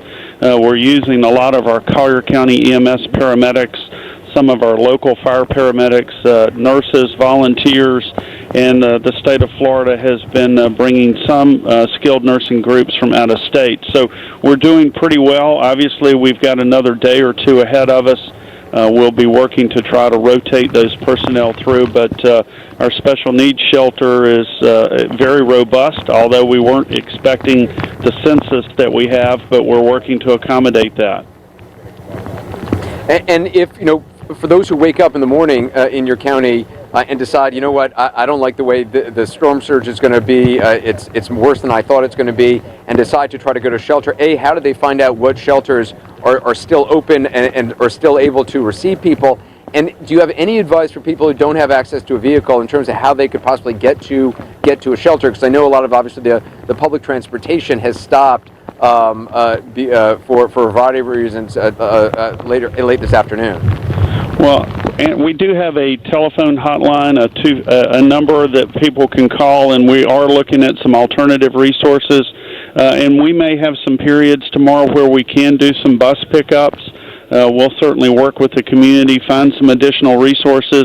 We really think that the bulk of the folks that wanted to be in a shelter are squared away there tonight. So we'll continue to look at resources. We have the entire Emergency Operations Center up with a lot of options and a lot of resources. So we'll do our very best to support those needs. Dan Summers, I appreciate all your efforts. Thanks very much. Stay safe. We're going to take a short break. And welcome back to the top of the hour, 10 p.m. Here in Fort Myers, Florida, and a lot of anticipation for what is to come in the hours ahead. A steady rain, but a light rain here falling in Fort Myers. The storm about 100 miles from Key West, anticipated to make landfall in the morning hours. We're going to get more from Tom Sater in just a moment. We have correspondents standing by all throughout the region, as they have been all day and will be all throughout the night and tomorrow as well. Let's quickly go for an update on the storm from Tom Sater. Tom, I know an hour from now at 11, you're likely to get a new update tracking the storm, but what do we know at this hour? Well, it's interesting to note, Anderson, the National Hurricane Center is now updating us every hour. Something unprecedented, I believe, happened today. We'll have to check on this. But because we had Jose, Katia, and Irma, typically the National Hurricane Center handles all of these advisories, but they're getting overloaded. So NOAA's Storm Prediction Center took over command for Katia and Jose, so the National Hurricane Center can solely focus on Irma. I believe that's unprecedented. So they're updating us every hour now. Little fluctuation in the speed, down another 5 miles per hour, even though it went back up. That's not a big concern because we've got plenty of time, unfortunately, that this thing will develop stronger. We know that's going to happen. Only 100 miles now from Key West. So that's what we're going to talk about as we get in here. There's a couple of factors, and we're going to break it down with a Google Earth for you as well. But first, everybody's wondering what happened. I mean, why did this make such a dramatic shift come this morning? We knew that there were going to be shifts. Earlier in the week, it was shifting east and then west a little bit. And again, the track, which will come out at 11 p.m., may differ somewhat. But let's go back, because we had a massive area of high pressure over the Atlantic. It's called the Bermuda High. And we thought for a while there that come today and tomorrow, what we thought we would see is this area of high pressure was either going to break down or slide eastward. But because it's held its strength, the winds that circulate clockwise kept Irma on this westerly track to the south. Another trough dropping in from the northeastern U.S. we thought would be able to pick this system up sooner. But it's not as strong as we originally expected. So it's not a big force northward just yet. We still have a west-northwesterly movement. So that is a big concern right now. It's not going to slide in the Gulf. High pressure in Texas is going to halt its progress that way. At some point, it's got to go to the north. Let me show you now, if we could break this down, what is a big concern. There have only been 3 Category 5s to ever make landfall in the United States. The last one was Andrew 25 years ago, Camille in 69, and then in 1935, before they even named these hurricanes, it was the Labor Day hurricane of 1935 that actually cut right through the Keys and isolated Key West and the Keys from the rest of Florida. As we get in closer here, there's a couple of things that could happen. We could have a landfall in this direction here. We could have a landfall over here in Key West. Now that's critical to understand, because when we get in closer and you take a look, let's get into the Key West Naval Station. There is one road in and one out. This again could isolate the Keys in the days ahead. In the 1935 Labor Day hurricane, unfortunately, there was a story of a packed train on a train track that did not know that the storm was coming. Many did not, and it unfortunately knocked the train off the tracks with several fatalities. If we get in closer now, I want to go back and let's get into Marco Island, because look at the real estate. Notice the inlets. When you get in the area of green, it's more wetlands down toward the south and the southwest of Florida. That's fine. There's not many roads. In fact, Alligator Alley is one of the only ones. If we get in even closer, you'll see just the magnitude of real estate and homes that will be inundated with over 9-10 feet of water. If we continue now onward, we can move up toward Naples. Notice the inlets. When you have a storm surge of this magnitude, many do not understand that it's not just coming over the beaches and over the dunes. It can go in several miles. Coming up in the next half hour, we're going to break down the storm surge inundation map for you. That's from the National Hurricane Center, and you'll notice how far in the water goes. And we're talking 10, 12 miles. This is not something to take lightly. Now the problem in Tampa. If the track makes its way, and right now we believe it will be somewhere out here toward Tampa, but if it stays more in this westerly track, Anderson, and stays off the shore, that's probably the worst case scenario for Tampa and St. Pete, because this inundation of that surge will move up into these areas, and it'll be even greater than anyone expected. That's if it takes that track. I'm more concerned that after Irma moves north of Tampa, because then what we're going to find is the winds coming around on the back side will come in from the west, northwest. So once you think that the storm is past and everything is fine, you're going to get inundated again on the backside of the storm, on the southern end of that eye. That's a wide range of winds, and that surge will continue for some time, even if the storm is well north. So a lot of concerns in the hours and days ahead. Again, as we continue to monitor this, we're still waiting on a northerly turn, because until that happens, there's not a whole lot that we can do as far as pinpointing a landfall. Again, the National Hurricane Center, these are the best of the world. The men and women who work here are the best in the world. So we will see what the models do. We will see if there's more of a shift westward. There is no best case scenario here, because even people in the southeast and areas of Miami up toward Boca Raton, if you think that you're in the clear here, unfortunately our tornado watches will start increasing off toward areas of the north and northeast. And it'll continue that way all the way on the Carolina coast. Anderson? Yeah. Tom, I really appreciate that level of detail seeing in the Florida Keys and also in Tampa. Really gives, I think, our viewers a sense of some of what to look for tomorrow and some of the dangers, not just of the storm, but also of the aftermath. As you said, people think the worst is over, and then depending on the winds, depending on where it's coming from, more water could be coming in. We'll continue to check in with you, Tom, and as we await an update on the track of the storm. John Berman, of course, standing by still in Miami. He joins us now. John, we're seeing some light rain here. It has been quite windy, though, for you throughout the evening. Yeah, look, every time I think there's going to be a break here, and right now the rain has let up, we get one of these giant wind gusts that almost takes me off my feet, and it will get much worse as the hours continue. Looking to be at absolute worst here in Miami sometime after 6 a.m., 6 all the way until noon tomorrow. It's going to be very, very rough here. Look, Tom Sater, you guys were talking about, whether or not Miami is in the clear. The facts tonight is clearly we're not in the clear here in Miami. We've had these wind gusts over 40 miles an hour, up to 50 in some cases. Heavy, heavy rain, and here, just like everywhere else, Anderson, there is concern about the storm surge. There's this boat that's been behind me rocking all night long, and I don't think it's going to get any better for that boat as the hours continue, as the waters continue to push in. We're on one of these intercoastal waterways. Miami Beach, which is more low-lying, is out past me that way. Then there's this intercoastal waterway, and the water here will rise. If it goes up 6 feet, it would be above where I'm standing, and some areas in downtown Miami, not just Miami Beach, but downtown Miami, would see some water, which would be a serious cause for concern, which is why the authorities here are saying, continue, please take this very seriously as the night goes on, and don't think about coming home. If you've evacuated, if you're in a shelter, if you're at a friend's house inland, stay there. Stay there until the authorities tell you it's safe to come back, because this will go on for some time. Anderson? Yeah, I know some people who had evacuated from Miami to end up in Tampa woke up today and thinking maybe I should head back to Miami. Again, one of those difficult decisions people have to make. We're going to take a short break. We're going to talk to the mayor here in Fort Myers about what he is anticipating in the hours ahead. We'll be right back. Welcome back to our continuing coverage of Hurricane Irma. We've had the benefit of talking to so many officials throughout the day, and we continue with that. The mayor of Fort Myers very kindly agreed to come out again for us tonight. Randall Henderson, thanks so much for being with us and standing out in the rain with us. First of all, you and I, before we went on air, were talking about a potential silver lining. As bad as this storm is going to be, and who knows what it's going to mean for Fort Myers, there may be a plus to some of it.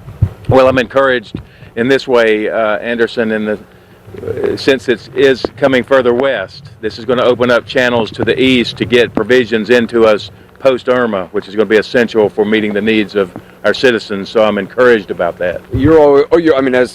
As a leader, you're already looking beyond. You have to look days ahead. We are days ahead. We're staging. We have energy companies and petroleum companies and food and rations and all those things positioned and ready to deliver once we're able to do so. You were telling me also before in the commercial break, you ran into 3 of your neighbors today and convinced them to get out, and this was just late this afternoon. I took a short break to get my own affairs in order, to mobilize family members, and in doing so, I came across neighbors and implored them to evacuate and explain why. And I'm happy to announce that they took it very serious, and they're on their way to Gainesville, to Atlanta, to the East Coast to seek refuge. Because I feel like we were seeing that just a lot today. People, again, who woke up realizing it's a different storm now, thinking you could ride it out, and then throughout the day started to think, oh, you know what, I better get out of here. I'm so proud of our citizens for taking this serious, Anderson. This is an epic situation on our hands. Never been known to us in American history, and they are taking it serious, and we're working vigilantly to preserve life. We can repair tangible things. We cannot repair a life. And just again, I mean, I've asked this question to a lot of people, but I do think it's important for those who don't have access to vehicles, who may be less fortunate, even homeless who decide tomorrow, I think I should try to get shelter. Probably should have done it sooner, but is there any way for them to get to a shelter? It is not too late. Please dial 211. We'll get help to you. We can get transport. We can get you to a safe place. And bottom line, for those people watching tonight in this area, what's your message? My message is be vigilant. If there was ever a time to be bold, now's the time to be bold. Be decisive. Take action. Mr. Mayor, I really appreciate your time. Thank you very much. you. Good luck to you tomorrow. Thank you. Thank you to everybody here and throughout Florida. Ed Lavandera is now back in Naples. He drove over to Marcos Island. He is back in Naples. What's it like there now? Because obviously that is a place that, according to estimates, could be expecting as much as 10 to 15 feet of storm surge, depending on the exact track of the storm.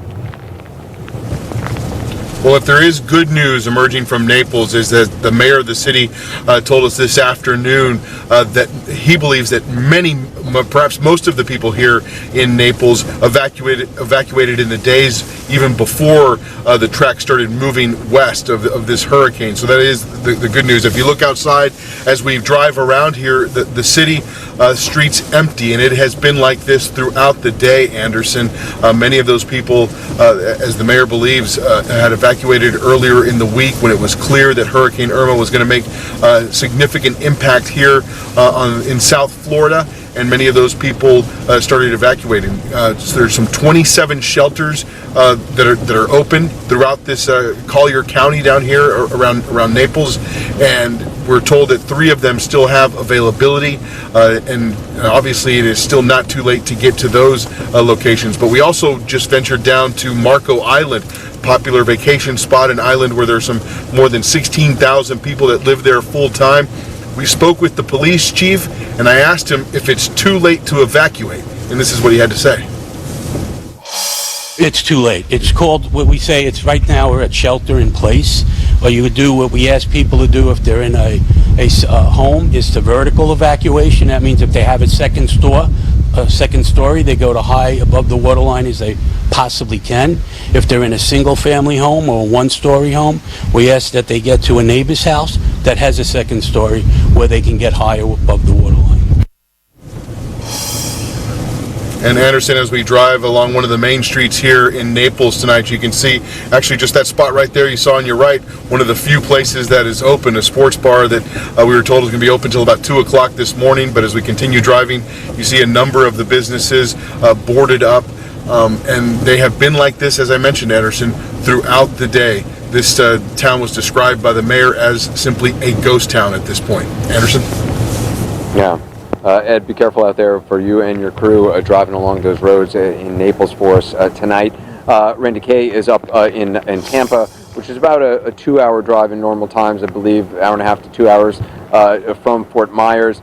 Randy, just, I talked to the mayor of Tampa earlier today, who said that up until today, based on the track of this storm, which they thought was going to be more of an eastern storm, Tampa was kind of looking at the resources that they could send to other places that needed help.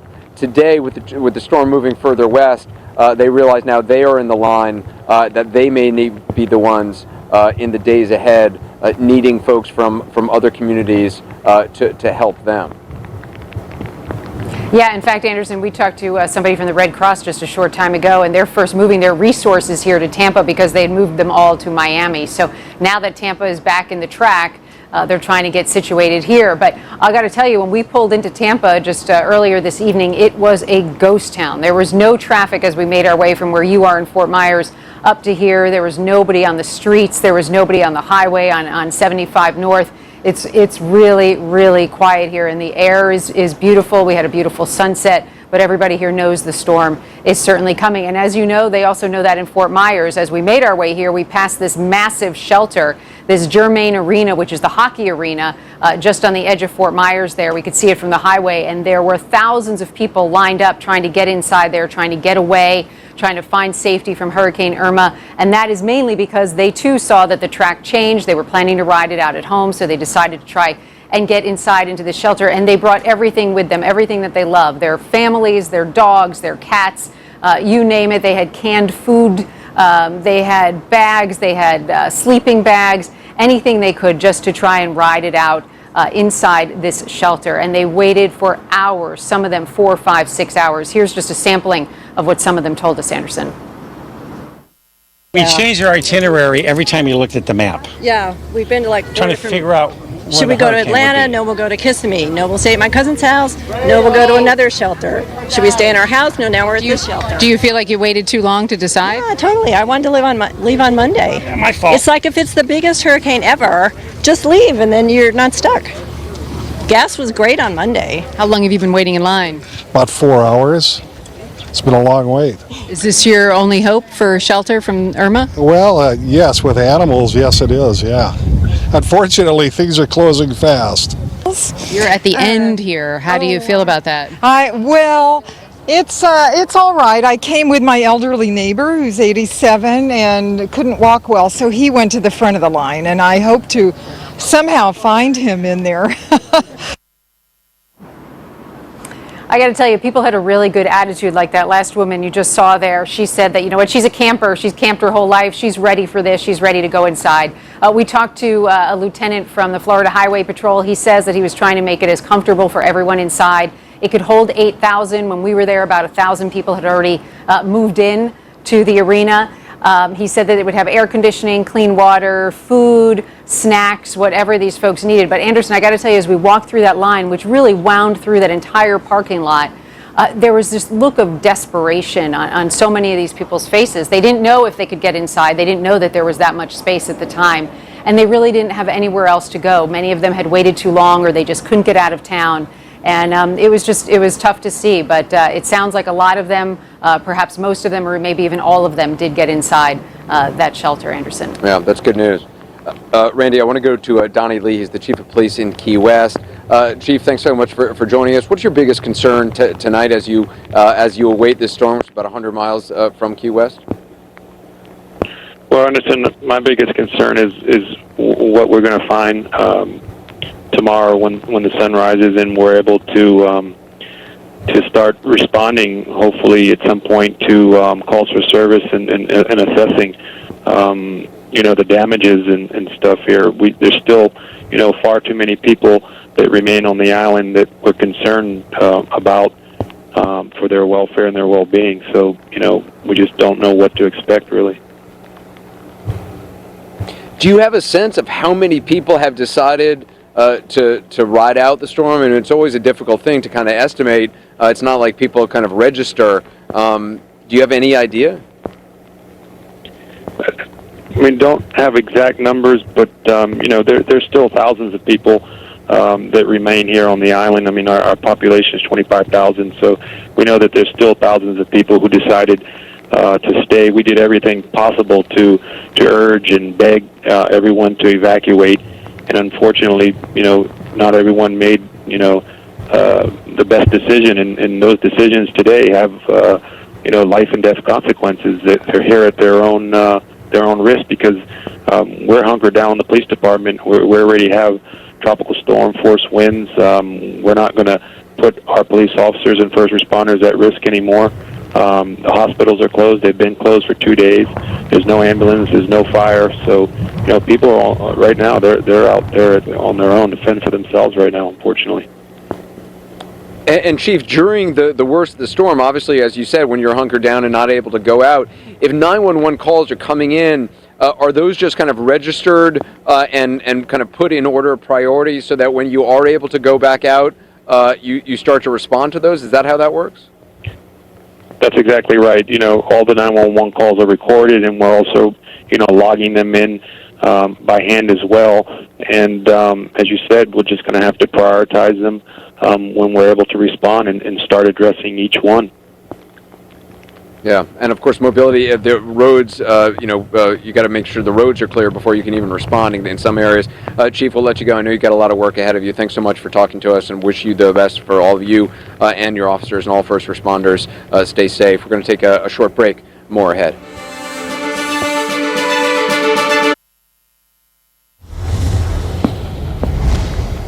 Coverage of Hurricane Irma continues. We were talking to John Berman and people in Miami earlier this evening about the concerns that authorities had in Miami that since this storm, there's now been so much focus on the West Coast that people in Miami might not take that as seriously. That concern runs all along the eastern coast of southern Florida. Greg Orvik is the mayor of Port St. Lucie, which is just north of West Palm Beach, Florida, if memory serves me correct. Mr. Mayor, first of all, did I get the location correct? And also, is that a big concern for you tonight, that people feel like, well, this isn't in the going to feel the full force of the storm? Yes and yes, Anderson. So as you know, a big issue a lot of times with storm preparation is, will your citizenry take it seriously? But because of what we saw happen in Houston and the greater state of Texas, and then also with this historic hurricane forming so far east out in the Atlantic and becoming such a powerhouse, everyone has been ready. And because of the track continuing to change and evolve over time, we've been hunkered down now for several days. And with that focus going to the West Coast, we do not want our population, our 185,000 citizens, or anyone on the east coast of Florida to poke their head out too soon. Because as you know all too well, this is the time now where we're starting to have the tornado warnings and tornadoes in the area, and the weather is just really starting to get here. And for us, this will be a Sunday event. So to all of our residents out there and everyone watching on the East Coast, please stay the course and stay safe. Well, in terms of tomorrow, I mean, what kind of hours are you most concerned about? I mean, do you have a sense of what sort of the worst hours are going to be for Port St. Lucie? Yes, Anderson, and we go with the resources provided by CNN and your favorite meteorologists, but you can't beat the National Hurricane Center. And again, please, as you know all too well, this is being updated on 6-hour intervals, even more frequently now. It's under radar lock. But all of our residents and viewers should be locked into those resources that they trust so they can stay up to date. Right now, we're counting on kind of a 7 a.m. Type start that would really last the whole day, where we're subject to tropical storm force winds. And why that's so important to government officials like us is because our first responders can no longer respond to emergency calls once those winds reach that tropical storm force. Well, Mr. Mayor, we're going to continue checking with you. We appreciate that, and I hope the folks in Port St. Lucie and also all over the East are heeding that kind of warning, not to take this lightly at all. This is a deadly storm already. The death toll still rising as we're finding out more about what's happening in the Caribbean. We'll continue to check in with you in the hours and the days ahead. I want to go to Tom Sater, though, just for an update. Tom, I believe you have some new information about Key West and some of the force of the winds that have finally hit Key West. Yeah, Key West is now reporting, Anderson, our very first hurricane wind gusts at 74 miles per hour. Anything at 74 miles per hour or greater is hurricane strength, so it's begun. I want to take a look at our track, which we will get a new one at the top of the hour, but notice the cone of uncertainty. We continue to watch the storm move west-northwesterly, so we're not getting that northerly component just yet, but where it moves, especially around Naples to Tampa, is critical here, and then turn off toward areas putting Atlanta in the worst position for the possible winds. That's that front right quadrant, so we're going to continue to keep an eye on that. Again, the eye still off the coast. We're not looking at an eye wall per se around the center of the eye, but notice how we have the bright colors now. That is the eye wall replacement cycle. So once that band starts to tighten up, then we're going to have an increase in our speed. Again, we don't have any tornado warnings right now, but I do want to go back to what we mentioned just moments ago when I took you through the Keys. And then, of course, we went into Fort Myers. I want to back up just a little bit and show you parts of around where we were talking about on Marco Island. This is a storm surge inundation map that is issued by the National Hurricane Center. And Anderson, this is almost a worst case scenario. It's the 90th percentile of our probabilities and our damage. Everything you see in blue is 1 to 3 feet. In yellow is 3 to 6. In orange is 6 to 9, and then in red is greater than 9. Now, this is the Everglades. This is fine. No one lives down here, but that is well inland. Let's go up to Naples a little bit. Notice actually down in the Keys, you'll see as well, we've got some yellow in here. That's 1 to 3.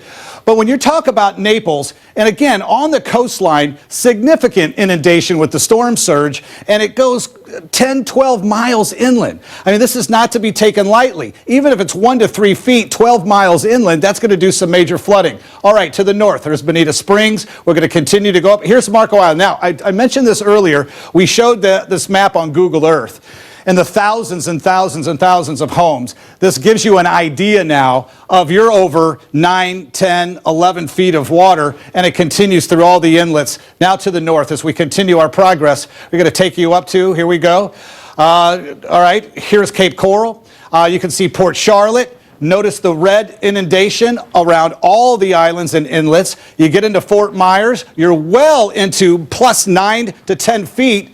Well inland, about a mile, a couple of miles, in fact, in some cases, all the way up to Ogle. Now, again, we're going to continue to make our way northward. This is incredible amount of storm surge. Notice this is in Port Charlotte right now. They were hit hard by Punta Gorda. When Charlie came in, I hit Punta Gorda. Their winds only extended outward 25 miles per hour. This one extends 70. It's going to get to 100. One more stop up to the north, if we can take you up toward Tampa. And this is why they don't have the bright red.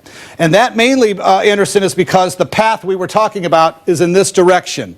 So they're going to be more with a northerly wind. But if this system shifts off the coast, which we were talking about, that area of red, 9, 10, 11, 12 feet, will encompass all of this area of Tampa and St. Pete. So it's critical. I know this track right now is a bad wind maker, but of course this could be just as worse with storm surge if we get a shift at the top of the hour. Anderson, we'll keep you updated.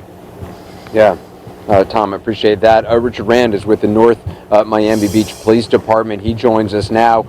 Thanks so much for being with us, Richard. Just in terms of, I know there's a curfew. Obviously, there's been a lot of talk about storm surge. What are your concerns, and what are you seeing in North Miami Beach right now? Is there any problem with crime? What's on your radar right now? Good evening, Anderson. How are you tonight? I'm good. Thanks so much for being with us.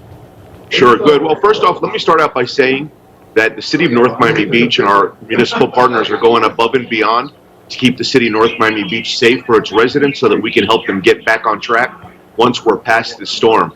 But let me bring you up to speed with what's going on tonight. We're experiencing periods of very heavy winds. We are experiencing periods of heavy rain. We have a lot of power lines down. Some transformers have blown, but we're holding it. So you've already seen some transformers down. Do you have a sense of how many people may be without power at this point, or has that actually occurred yet? Yeah, Anderson, the latest update that I have is there's approximately 100,000 people in Dade County without power, and somewhere in the number of about 40 to 45,000 people in Broward County without power.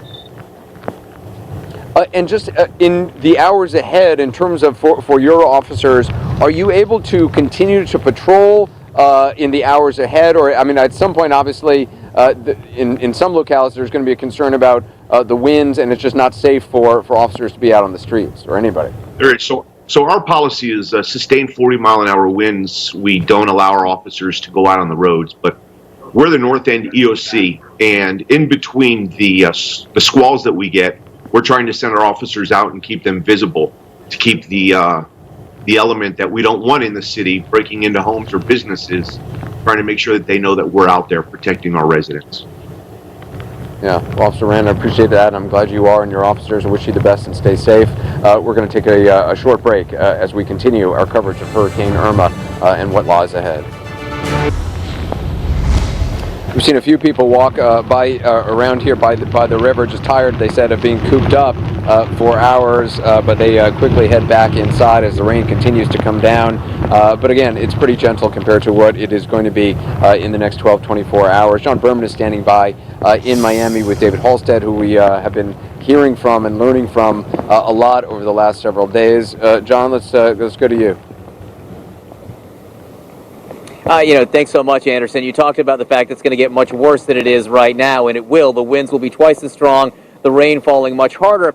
And we just checked with Florida Light and Power, and already there are 150,000 people without power here in Miami-Dade County and north of here in Broward. 150,000, and it's still going to get much, much worse. So let's talk about what we can expect. I'm joined by David Hallstatt, former director of the Florida Department of Emergency Management. And David, again, 150,000 people without power, expecting perhaps millions of people without power. How will that be handled?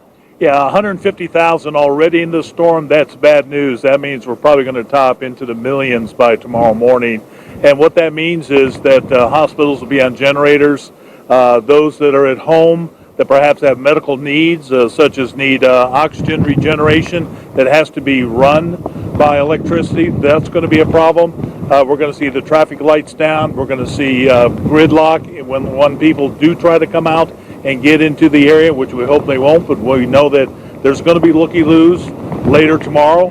And so those are going to be the problems. The power going out means people in shelters for longer periods of time. And again, it's really just beginning. All right, we're told that 6 a.m. is when it will start to get really bad here in Miami, and then that will last for 6 hours or so. So it'll be these 6-hour shifts throughout the state. Talk to me about what happens behind the scenes in emergency management during those 6 hours when things are really bad. What are you all doing? What's going to happen at the state level is they're going to prepare to come into South Florida somehow. It may mean they have to wait till the second 6-hour shift goes by.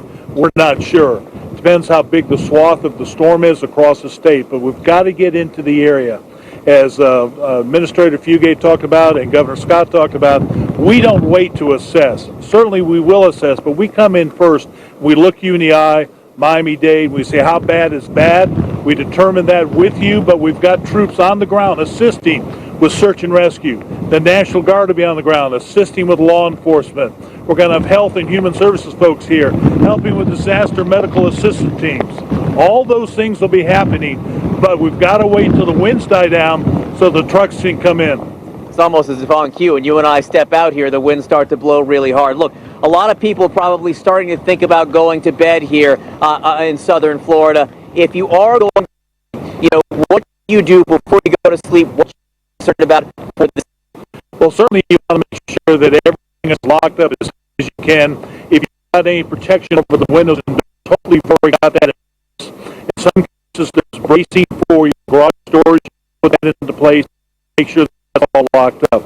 Additionally, make sure that you got plenty of water in hand. Again, I know you made bottled water, but you can still fill the device with water. Make sure you got enough in case you lose power. And as we talked about saltwater intrusion on the wells and on the aquifer, what happens if that water becomes contaminated to a certain degree for a period of time? Make sure you've got water in hand.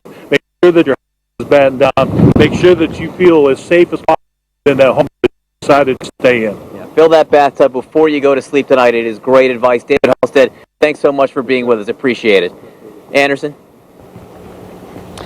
John, we've already had the first hurricane force wind gusts on the Florida Keys, hit the Florida Keys. That happened just a short time ago. But this storm, though, is still 95 miles off of the Keys. And remember, it's moving about 7 to 8 or so miles per hour. Still a long time to come before the Keys start to feel this storm in full force in the morning. Our coverage continues in just a minute.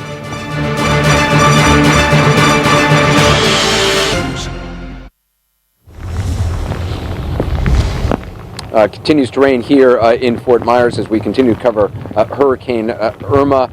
Kyung La is standing by, as she has been all night long for us in Miami Beach. I understand you've been getting some information about some of the first responders who are still out there, particularly the fire department.